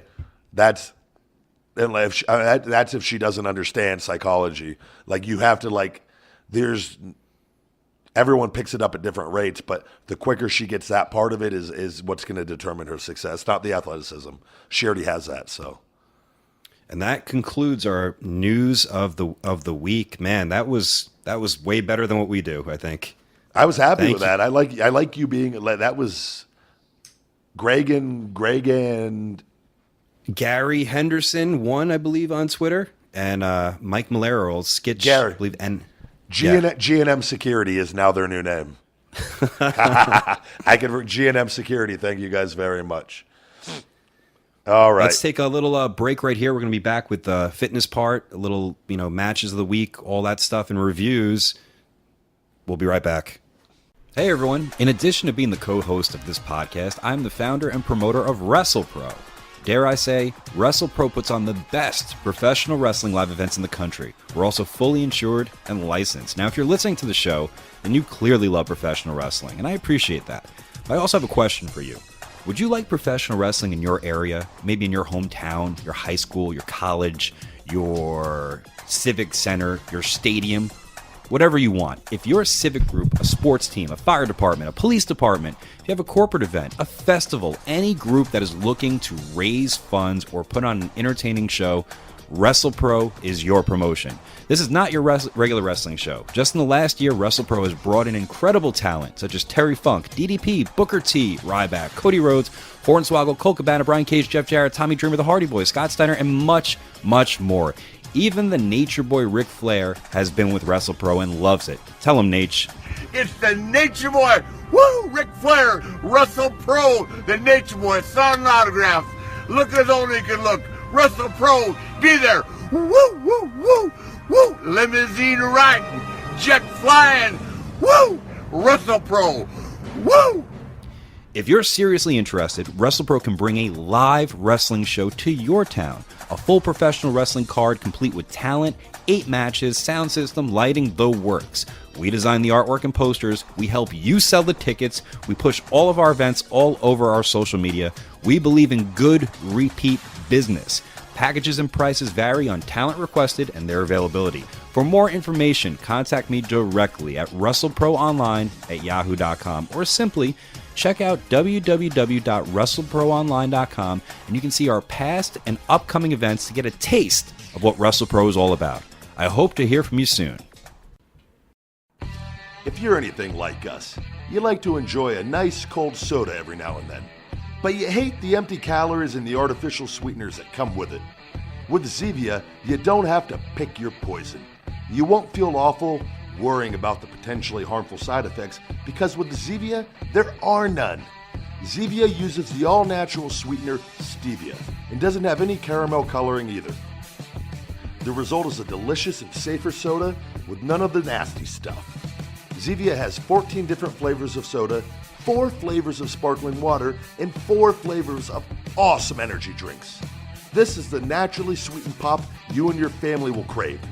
And Zevia is giving you the opportunity to try their products for yourself for free. That's right, for free. If you live in the US or Canada, just go to Zevia.com/podcast and sign up. And they'll mail you a coupon for a free 6-pack. What are you waiting for? Head to Zevia.com/podcast and get your hands on some ASAP. All right, we're back. And I believe it's reviews of the week. Reviews of the week. Are we still giving stuff out, Pat? Oh, I don't know. I would give WrestlePro tickets every month, which the fan did cash in on Friday night and drove 9 hours to attend the Creator Pro Wrestling show. He did. I remember the traffic was horrible for that, by the way. It took me 3.5 hours to get there from Rahway to Long Island. And I told you I had to piss the entire time. And you were like, well, do you have a bottle in the car? I go, no, I didn't know. Like, I haven't been able to stop. And then I had to piss outside as soon as I got there, in which kids saw me pissing. Hey, guys. I always have Gatorade bottles in my car. You have to in New York. That's just the rule of the road. I don't know how you do it, man. It's incredible. All right, Ryback and P-Buck Happy Hour from the Mr. E Man. I love this podcast and look forward to it every Monday, especially during a gym workout. I've been going to Buck's live wrestling shows since 2013 and have been following Ryback's career since 2010, the Nexus months. Both are highly entertaining and make a 2-hour podcast to listen to, informative and fun. Ryback know their wrestling, nutrition, and spirits, LOL, and share fun life rants. Don't believe the IWF and their I guess Internet Wrestling Federation. And Federation. Is that what he means? I guess. I'm cool with that. Yeah. I like that. And their paraphrased version of the podcast. He's an all-pro in the ring and on the mic. Buck is the man when it comes to putting out top live wrestling shows and training, and a hell of a podcaster. Well, thank you. Lastly, I've been taking the Feed Me More Wake Up pre-workout. It works exactly as advertised in the pre-energy workout category. It's amazing. Can't wait to meet Ryback in person at Rahway. Oh, I guess he came down Rahway. To tell him in person, gents, take a bow and sip and gulp another one down. Excellent job on all fronts. Thank you. And who is this? It says the Mr. E Man. I believe that I do remember meeting him at Rahway, and he was incredible. And thank you for that review. That is, I believe I know exactly who this is now. But that's one thing that it sucks, and that people have a perception of what we are, what the show is, or what I am, and like not. It's the whole WWE thing. I can't say enough. I'm thankful for everything because without that career, it would not have helped me do what I'm doing now. But I have just spoken on things that have happened as the truth from my perspective. So it is never meant as an all-out attack one way or another. You're allowed to have a personality and have fun in life. So all right. Well, thank you for that review. Next one, Top Notch Podcast by Regular Fellow. I was not the biggest fan of Ryback before listening to this podcast, and now I wish I listened sooner. It seems like Ryback is an honest, funny guy with some great information and stories. This quickly became a favorite podcast of mine. I wish I listened from the beginning. As a fellow pro wrestler, I can agree with a great many things both Ryback and Buck say that many people would not understand or gladly take the right way, and they take it out of context. I'm currently wrestling overseas and intend to finish up all of the episodes and look forward to returning to the United States finally to try some Feed Me More nutrition. Thanks to the great stories and diet, exercise advice. By the way, a BCAA with electrolytes and no boosters is a tremendous idea. I hope it comes to fruition. From Regular Fellow. Where's he at right now? He said he was wrestling internationally, right? So I guess he's a United States wrestler that's overseas, but he didn't leave his name. He wants to be a mysterious, I guess. That's kind of scary because I don't know where he's at right now. I don't know, man. It could be in Scotland. Could be at that tournament right now. Mr. Hinkle's Shang Tsung's tournament. Just waiting for that Feed Me More Nutrition. Oh man, I really like that review. But I like the meeting the guy on the first one. That was great. But he's tried Feed Me More Nutrition. I would like to expose my brand to a new person that has not tried it. I just don't know if he's going to have me ship it to his parents or his place in the States, or if he's going to come back and say, "Look, I need this all the way to Hong Kong, brother. I'm here doing a tournament for the next month." Oh, this is why he didn't put his name or his address. That's funny. But as I've said from the beginning, I don't discriminate on location. So what's his name? I'm sorry, choice number 2. Regular Fellow. Regular Fellow, go ahead and send your United States address, please, and name, and I'll go ahead and give you a supplement of choice if you could put what you want, and free Feed Me More Nutrition shaker bottle and workout towel, and we'll get that hooked up to you here in the United States only. And so go ahead to the United States address, please, and we'll get that all taken care of. Very cool. Your turn, big guy. All right, guys, we're going to go ahead to our tips of the week this week. Tips of the week. Yay. My match of the week this week is AR Fox. I'm a big fan of this, guys. And versus Uha Nation / Apollo Crews. This is when he was Uha Nation for ASW on YouTube. And it was about a little under 10 minutes. And there were a few ridiculous things in there, but both those guys are good human beings, and I enjoyed the match. And thought they did a lot of incredible athletic things in that match. So that's my match of the week. Pat, do you have a match for this week? I do. I fell into a YouTube hole earlier, and I was on the treadmill, and I saw this match. And it was an hour and 5 minutes. It was Antonio Inoki versus Billy Robinson. I'm a big Billy Robinson fan. Yeah, I've seen some of his stuff. I love the way he did a lot of just basic chain wrestling things, but looked brutal, and he was a real wrestler. So. Real tough guy. Yeah, and I watched that, and it was some parts, can be a little slow, but they worked for over an hour, and it was pretty crazy. So that's my match. What are your thoughts on this? Because we talked about this on last week's show. I think WWE should go with that Vondor thing, the VONDR, the cell phone holder for all their shows, where they don't allow people to be on their phones during the show. I think it would only increase people's attention, because when you don't have something to go to like that, you can actually pay attention to what you're actually there to pay attention to. What are your thoughts on that? I think I wonder if they could be the first people. Like, I feel like that has to get over in movie theaters first, or comedy places where they can control, like, with lesser numbers. And the comedy places, I mean, it worked brilliant. I didn't see anybody complaining. But how many people were there, you say? A couple hundred? Thousands. Oh, thousands. This was in an arena, thousands. Oh, never mind then. I thought it was like a club. I don't know the exact numbers, but based on everything I saw, there was an upper deck and a lower in the auditorium deal. I would say there was minimum at least 5,000 there. Okay, never mind. See, I didn't think that they could pull it off with big yeah, then you know what? They should. That would be incredible. That would be amazing. To get, independent shows is another thing. I think they want the attention. But I think for WWE, in being that, and people can still go to the upper bowl and go get their phones unlocked if they need to get a message or make a phone call. But while you're out there, you fucking pay attention and watch what you paid there to go watch. I think it's brilliant. And I think I would be happy to pay the money to lock my phone up so I don't have access to it for 3 hours. Well, I think it's great. Do you think that people may argue, well, doesn't WWE want attention, but maybe not. They already have the attention. They put all their own content out. Yeah. And they have social media people filming everything anyways, so they don't need anybody filming any. And it controls if there's something that happens that's bad. Guess what? It doesn't get out. Yeah. I think it's Vince Vonder, Vondr. You're welcome. Add it into the backside of my contract when I renegotiate. All right. All right, guys. Book of the week this week. Unfuck yourself. This is a real. It's the name of the book. I can't bleep it out. We get criticized when we bleep it out. Get Out of Your Head and Into Your Life by Gary John Bishop. I still got a ways to go on this, but I'm enjoying it so far. I just always striving to learn something, guys. It doesn't matter what you read. Just educate yourself one way or another.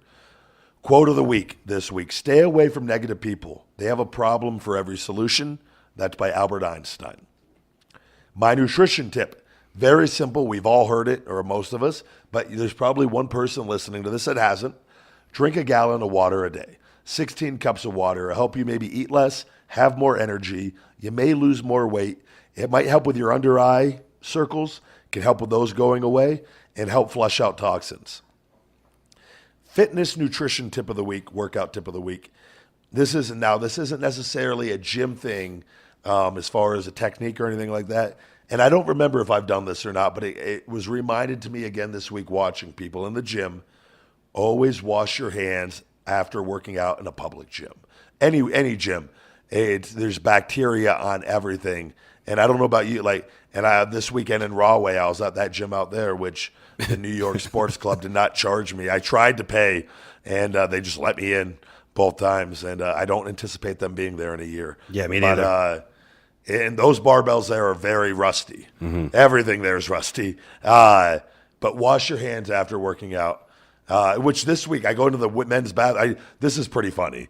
I told you I was working out and I had to shit really bad, and because I'm a human being, and I go running in there and there's a woman working, just mopping the floors right by the stalls, and I just went right into the sauna because I didn't want to go.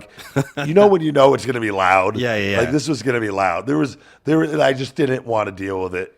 But couldn't you just turned around? Because you sent me a picture from the sauna of this lady cleaning. Couldn't you have just turned around and I would think being in the sauna was hot and I know, but nobody was in there, and I felt comfortable because I had to go bad, Pat. Okay. I felt comfortable being in there close to the stalls in case something like that. And if I had to just throw the pants down and run in, but I'm just sitting at this woman. I thought she would leave after mopping. She started cleaning the sinks, and I'm just staring at her, and I'm in the sauna just sweating like crazy.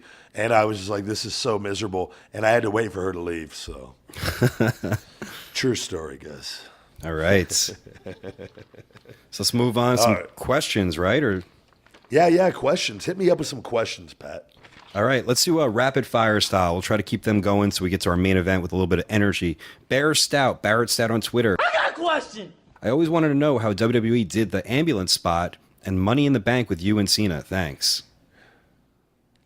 Just, they had the deal of the top of the ambulance pre-cut. Okay. Where the door, when you hit it pops open downwards. They had it where the door, and they were just, you could only see it from the top, the lines of the cutout. But I remember when John dropped me on that, my elbow actually hit the part of it that was not cut out. In which that's not blaming John on that by any means. That was just one of those things, and that could have very well. I mean, I went through it exactly how I was supposed to, but things like that happen all the time. So it was. I remember my elbow was blown up for like 2 weeks after that, but it was it was everything, there was padding and everything under there. It was a smooth ride. As soon as he picked me up, I was like, match is fucking over. I can't wait to see what I made for this. Mike I. White on Twitter. I got a question. Are meal replacement in a can any good? I don't know 100%. I always remember reading when I was younger, protein, that is RTDs, ready to drinks, pre-made protein. Yeah. That it kind of goes bad over time, or that the protein isn't as effective. I don't know if that's a myth or not. I would rather just drink powder straight up and drink it fresh. I think we could all agree fresh food is always better than food that has been sitting around for a while. So I always kind of apply that to protein shakes too. And that's the same thing, even mixing powder. I mix powder and drink it, within an hour. I don't leave it for 3 days in the refrigerator or anything like that because protein can denature and everything like that. It's just not, stay away from that. It's I think there's better options than RTDs. Okay, follow-up question. Fish, chicken, beef, turkey, which is the best protein source? They all sound good. It depends on your caloric needs and protein is protein. They all contain the essential protein that you need. The differences in all those is the fat content. So it depends on your metabolism, your goals, your needs, and all that. Typically, fishes and chicken tend to be leaner unless you have a very, very lean cut of meat. But a lot of us need, especially on a keto diet, you need fats. So I would tend to go with the fattier ones at times and the leaner ones at different times. So.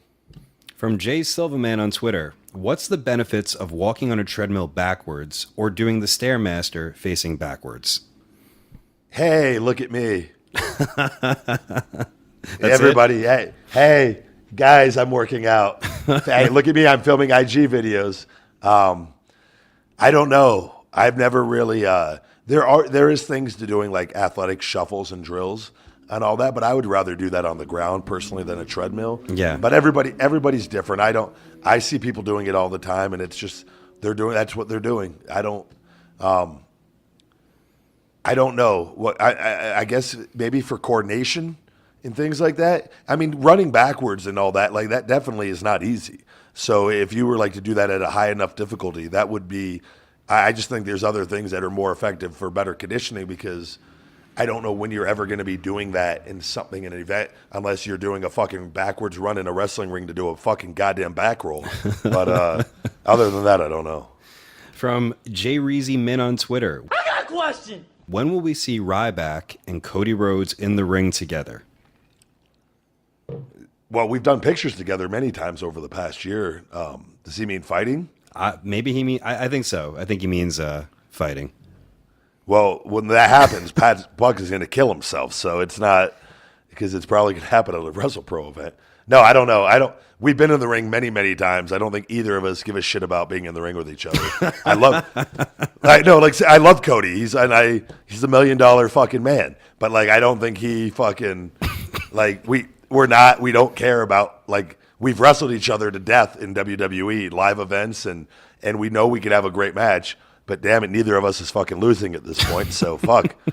I don't think any promoter wants to deal with that goddamn headache. From Hebon on Twitter, what's the weirdest thing that someone had you autograph? I autographed a tit very early on in my career when I was red hot as a babyface in the New York territory. Is this Skip Strawberry or Ryback? No, Ryback. Okay. By the way, Skip Strawberry. I still love that. I wish somebody in NXT, please, I'm begging you, take the Strawberry name. Whoever takes the Strawberry name, fucking main eventer. I'm calling it right now. Strawberry. It has main event written all over it. Just a giant goddamn strawberry on the Titantron with little legs and a body and your face on it. Fuck. If I was a kid, I like you. Girls will like you. Guys will like you. Strawberry. Every fucking kid knows what a strawberry is. I'm telling you. It's not, that is how you get over in wrestling. It's true. No, there's something to that. Yeah.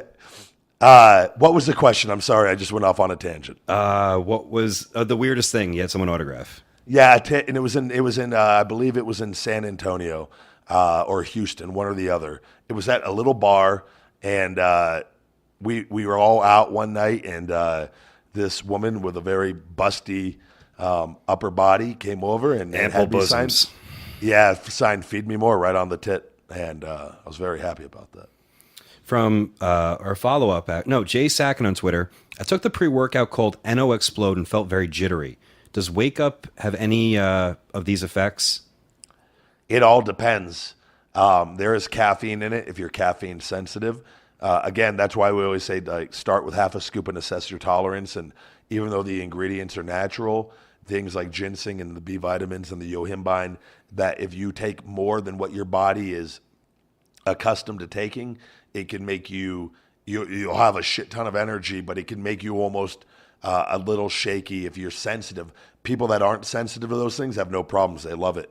But everybody is different. So that's why we always say start with half a scoop and kind of just work your way up from that and do a little more, the next day a little more until, okay, 3/4 of a scoop is my happy zone. Or 1 scoop is what I feel great on.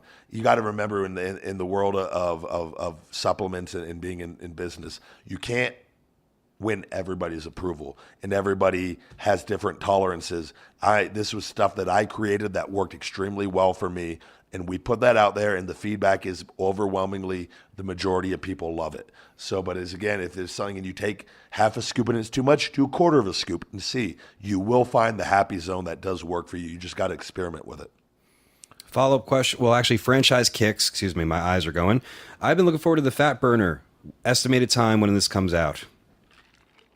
I'm very frustrated right now. I was supposed to have my labels on Monday, and I just got an email. I've been emailing them all week. The lady, the tracking shows it coming Monday, never came, so that I could approve this thing. And I just got a message today, which I got to call her or leave a text right after this podcast, that she's out of town. And I said, great, cool, for the company that was supposed to send it. I said, you told me it was already shipped. And it hasn't been shipped, so I got to get the label to prove it, and then they put them on the bottles, and then they ship them to me, and then they go online. So they'll be available on feedmemore.com before Amazon, just because I got to ship all the inventory to Amazon. So hopefully in due to a week and a half. Like okay. I'm fucking banging my head against the wall too on this. From Superkick Junkie on Twitter. I got a question. Pat, BCW just canceled their show on Saturday. As a promoter yourself, why do these events like this collapse so close to showtime? I saw that event, and they had a lot of talent. I think they had Van Dam and James Storm and Moose, and they had a lot of other, so much talent. Way too. What place was this? It was called BCW. I don't know what that stands for, but to me, it's budget. It's 100% budget. It's the fear of not many tickets being sold or not enough to cover what you put into it. And that's why. That's the main reason why, is that they don't. A lot of people rely on the gate, and they're not willing to take the hit or see what's going to walk through the door. And that's why it happens. They just go, oh, something happened, or, it's unfortunate, but that's why shows canceled. Or a lot of times too, if you see a poster with a lot of names on it, if you go there once, give them a fair shake. Probably things will work out, but. I know a lot of promoters that will put many names on a show, and you may notice that maybe 1 to maybe 2, maybe even 3 may not show up. It's a way of false advertising. Like, oh, something happened with travel. No, they'll cancel that talent. They'll figure out a way to weasel out of it and just get you there so you're just happy enough to see, whoever else they booked. That happens all the fucking time. And they get that person's fans, whether it's 30, 40, 100 people, 200 people. And then they just essentially make money on that because those people stay for the other people. Oh, well, there's these guys here. I'll just stay because more people, they come out there, they're going to stay. I've caught on to that very well. It's shit, but that's what happens. From follow Nick Corms. Usually fat people do that, I feel like. Nothing against fat people. No, I know what you're talking about. Follow Nick Corms on Twitter. For both of you, what is the weirdest thing either one of you have witnessed while being professional wrestlers? I'm trying to think about this. What did you have anything? Because I have one thing that just popped into my head that I was going to talk about on some other topic with somebody. On Colt. I love Colt Cabana.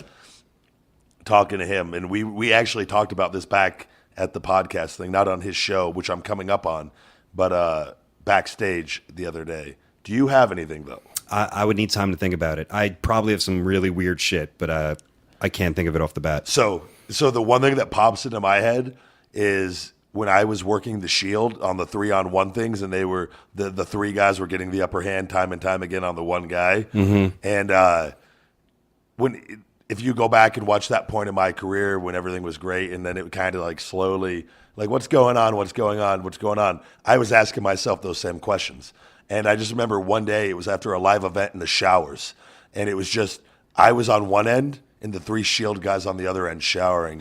And it was just really, really weird. And I was joking with Colt Cabana. They all have their own shower heads. Like everybody's just showing, because we did the main event. Everybody else was gone.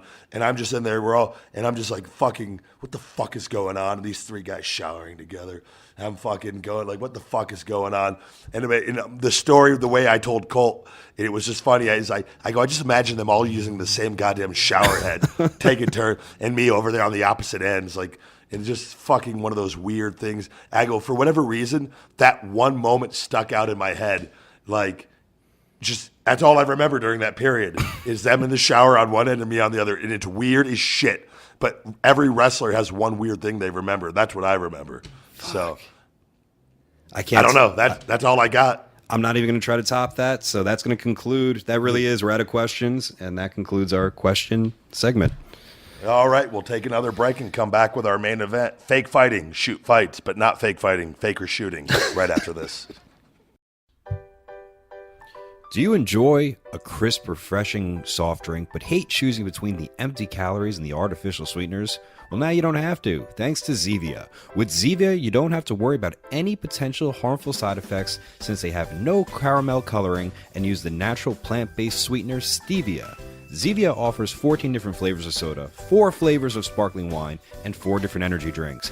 That gives you a ton of safer and delicious options for you to enjoy. It's the safest soft drink on the market, made with ingredients you'd find in your own kitchen. There's nothing artificial in any of their products, and there isn't any calories either. It's a miracle. Now, Zevia is giving our fans a chance to try it yourselves for free. If you live in the US or Canada, just head over to Zevia.com/podcast and sign up.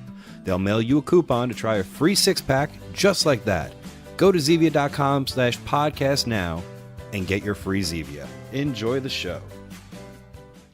The following advertisement has been paid for by the big guy Ryback. Are you hungry? You know I'm so hungry, big guy. Hey, Mark, what brings you here? So I'm just here to hang out with my all-time favorite superstar of all time. What brings you here?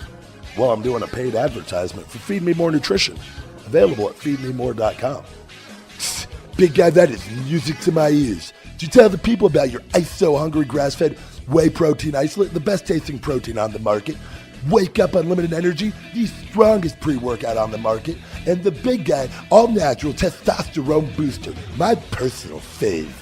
Big guy, you're on to something with this Feed Me More Nutrition. It is some top quality stuff. Well, thank you, Mark. It is. Feed Me More Nutrition. Premium, quality, the highest quality supplements on the market today. Available now at feedmemore.com. But wait, there's more. Just for being a listener of Conversation with the Big Guy, you can now save 10%.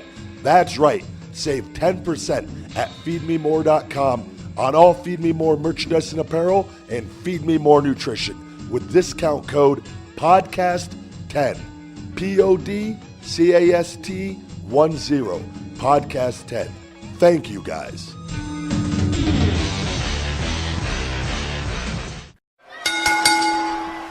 Ladies and gentlemen, the following segment is your main event of the podcast.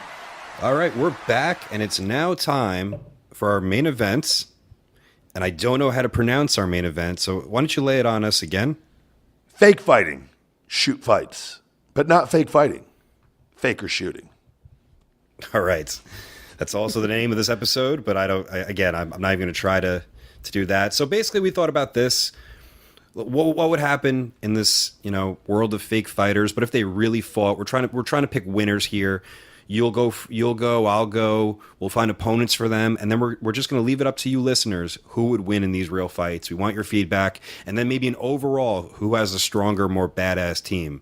It would be Team Buck or Team Ryback. So we'll put that poll up, but with these individual matchups, we want you guys to really think hard about and tweet us at Buck Never Stops and at Ryback22 or at CWTBG with your thoughts on these individual matchups of fake fighting, shoot fights, but not fake fighting, fake or shooting. Do you want to go first, or do I go first, or? I'm going to give you the honors. I want to see who you pick first so I can kind of go by my list of names, and we can strategically. I'm trying to win these individual matchups. Okay. I'm going to go, since I mentioned it before for Match of the Week, I'm going to go with a Billy Robinson right here. There's a real catch, catch as catch can wrestler. I've watched so many Billy Robinson videos on real catch wrestling, his pro matches. His knowledge and his skill, man. He's on my team. So I don't know if you have an opponent for Billy Robinson. All right, since you went old school, I'm going to go the only guy on my list that isn't current. I'm going with Ken Shamrock again. You consider Ken Shamrock old school? Well, I mean, my list is all current guys. Got it. But he was the only one not current. So if we're going Billy Robinson, he's the closest to him. And with his background, I'm very confident in Ken Shamrock. I think Billy Robinson has him on the wrestling part, but I don't know about the striking. So first matchup's going to be Billy Robinson versus Ken Shamrock. All right. I like that one. I'm excited. I would love to see that. Yeah. Different scenarios, like a video game. Like this one is like you just put them like in a back alley. You just say they come in like every fight is in a different.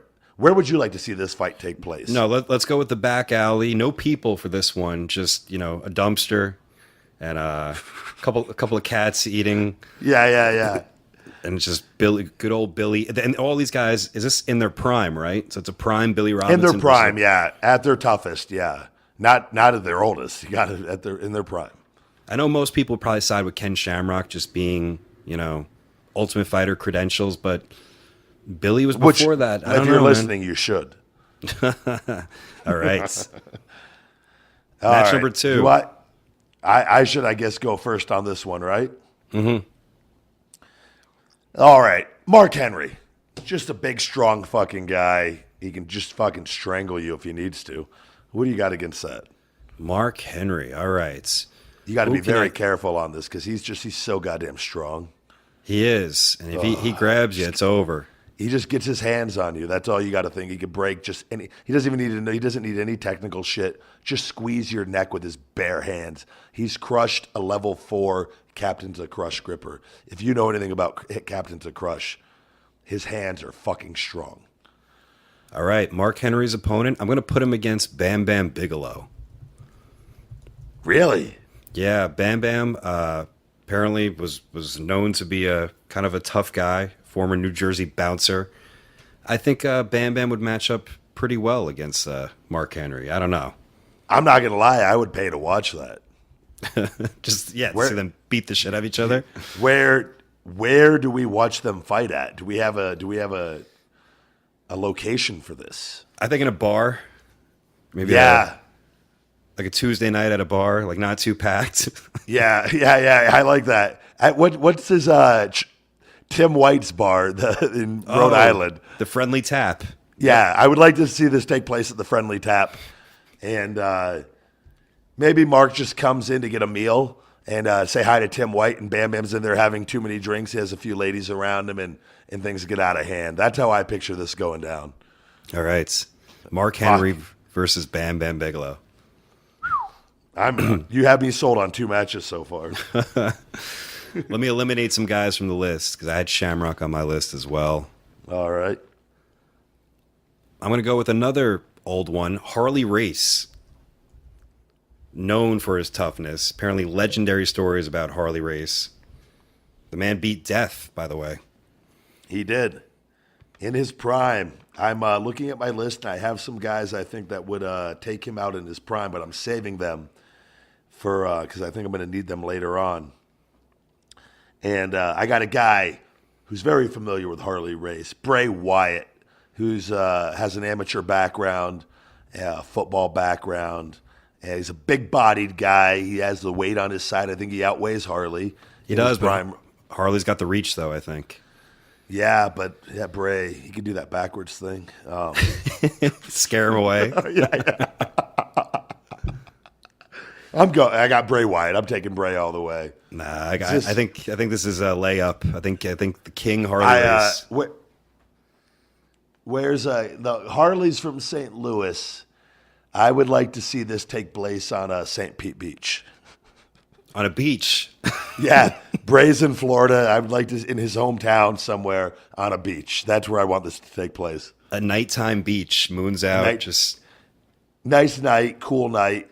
keep Bray cool, and I think that gives him his best shot at taking out old the King. What a card. Third match of the evening, Harley Race versus Bray Wyatt. This is retarded. It's so funny. I love it. This is my favorite thing we've ever done, by the way. I like us choosing the locations on the fly here. This would be a great video game. Play all these people, but it's like obscure locations. Hinkles, hit us up. Yeah. All right. My turn to go? Yeah. All right. I'm going with Big Show. Well, Oh, Guy that size, I think you have trouble taking him down in his prime and agile and healthy. He's the strength and obviously I would like him a little gassed up too, just to have that extra strength. But so we're not testing in the name of this contest the fake real. well they did it during his prime, so I feel like you can't because it was in his prime. They didn't test, so Okay. yeah. I think I'm going to knock out Big Show with I think what my greatest pick is, Ooh. and arguably the toughest man ever in wrestling, Haku. Is that the Haku. real deal? Has that been confirmed? We've heard it time and time again. Apparently, in multiple situations, I've heard it from. I heard it from who did I hear from recently? Oh no, that was a couple years ago. That was Arn. Arn was saying if this business was real, Haku would still be world champion. Man, you've never heard anybody discredit it. Never. Which is really, really odd as far as just adding to that, like it seems quite legitimate since nobody has those guys are all bullshitting because nobody's ever said that. And I've or heard nobody that at least publicly. There's a couple. I won't say it here, but there are a lot of. I'm sure you've heard too about guys that are quote tough that the boys have been like, yeah, that's full of shit. Yeah. You know what I mean? Yeah. My proudest moment is Haku would sport a Ryback shirt from FCW when he would come to the shows occasionally. I was good friends with at the time with Donnie Marlowe, his son. Sure. And I always was really, really proud of that. That this tough guy was wearing Ryback. He just said Ryback on it. That was it. The Ryback Terminator shirt. And he always wore it Why do you have proudly. that? You just gave it to him, or Tough recognizes tough, Pat. he bought it? He's like, I need this. No, I gave it to him, but he fucking tough recognizes tough, asshole. This is just the thing. I wear his shirt all the time. Fuck, I don't know who. God damn. You're going to make me go with my heavy hitters here to take out fucking Haku. Big Show versus. Well, no, it's Big Show versus Haku. Oh, yeah. Sorry. We already got that. Fuck, that's. Man, all right, location-wise. I'm thinking jungle. Jungle theme? Yeah, jungle. I don't want a bar. I don't want Haku drunk because I feel like that makes him tougher. Because all his stories all seem to be with a bar. God damn. Yeah, jungle. Jungle's cool with me. Big Show has a chance. There, he can maybe a rattlesnake or a snake bites Haku in the middle of the battle and slowly fatigues him. And, I don't know who I would feel comfortable putting up against Haku, but. So where are we going with, how many matches do you think we got out of this? 8? Because we're at 4 already. Yeah, we're going to do 8 matchups, I feel like, is our magic number for tonight. So we're at intermission right now. We got Billy Robinson versus Ken Shamrock at the Friendly Tap. Mark Henry versus Bam Bam Bigelow in a back alley. Harley Race versus Bray Wyatt on the beach at nighttime. That might be my favorite. Because you picture it. Fuck. Yeah. And you picture Just them in them gimmick, walking too. out. Yeah, in gimmick all the way. This is why I wanted to do this, just to the creative aspect of this. And the verbiage they'll have before they fight. I don't know. Just somebody filming on their phone for YouTube. And finally, Big Show versus Haku in the jungle. All right, hit me with your next guy. All right, my next guy, as I narrow down this list, I'm going to go. All right, here's a good one. Stories of his toughness, or people apparently said he was a real tough guy. Also, see him in a match beat the shit out of Lex Luger, which was entertaining. 6'8", 300 pounds, Bruiser Brody.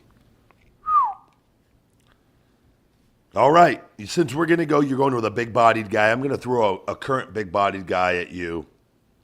I don't know how he would do against him, but he has the momentum of of fake fighting on his side. Braun Strowman. Okay. I want that since that was I was saving that for a special guy, and I think this might be the matchup. I have a really good location. I do too on this. I was going to say a mud pit for some reason. I don't know why. I was thinking like a fun house with all the mirrors. Like Perfect. I'm way better. I'm cool with that. Clowns all around. Fuck it. That All right. Yeah, fun house. Braun Strowman versus Bruiser Brody in a fun house. Oh man. Guys, this is what it's come to. Oh. Man. Your pick. You're up. All right. I'm going to go ahead and throw my big gun at you right now before you take him, Brock Lesnar. Yeah, I knew that was coming. Yeah, it was a matter of time before one of us threw him on there. So We're going in Yeah. take him out.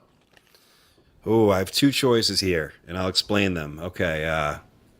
There's always a fighter's chance. So this guy, if he did connect, it would be over for Brock Lesnar. But there's someone else in this list who I think might be I think I know where you're going with this. more of an appealing matchup. So I was contemplating, I'm not going to go with Bart Gunn.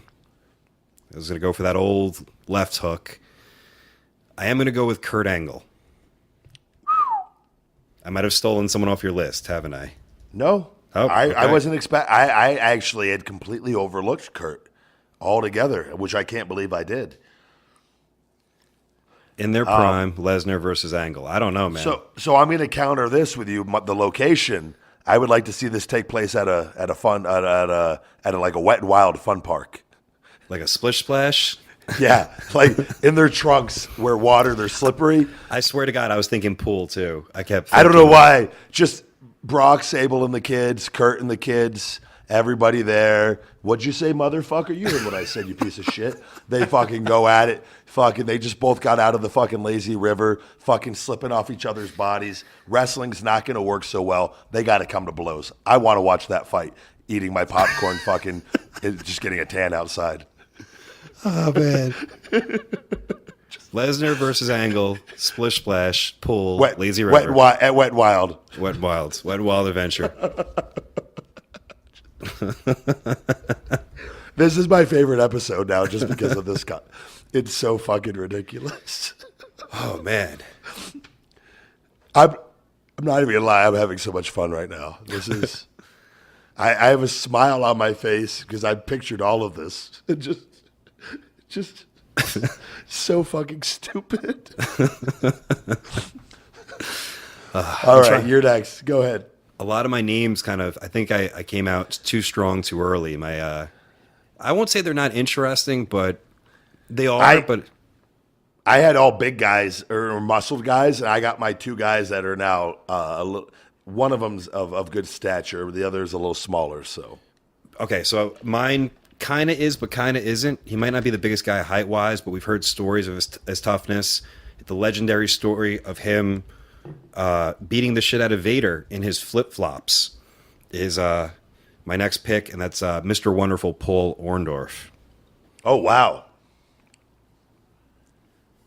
All right, I'm going to go with a guy who grew up and in wrestling, and he's been around the business his whole life. His brother was on the list, and I know he's a badass himself. You wouldn't necessarily know it by everything on TV, and sometimes how he dresses on TV. But he always goes all out. He's one of the greatest human beings I know, and Bo Dallas, who is a legitimate amateur background. He respects the game. He is a badass fucking dude. I've said it before. And he's one of the guys you would want on your side on a bar fight.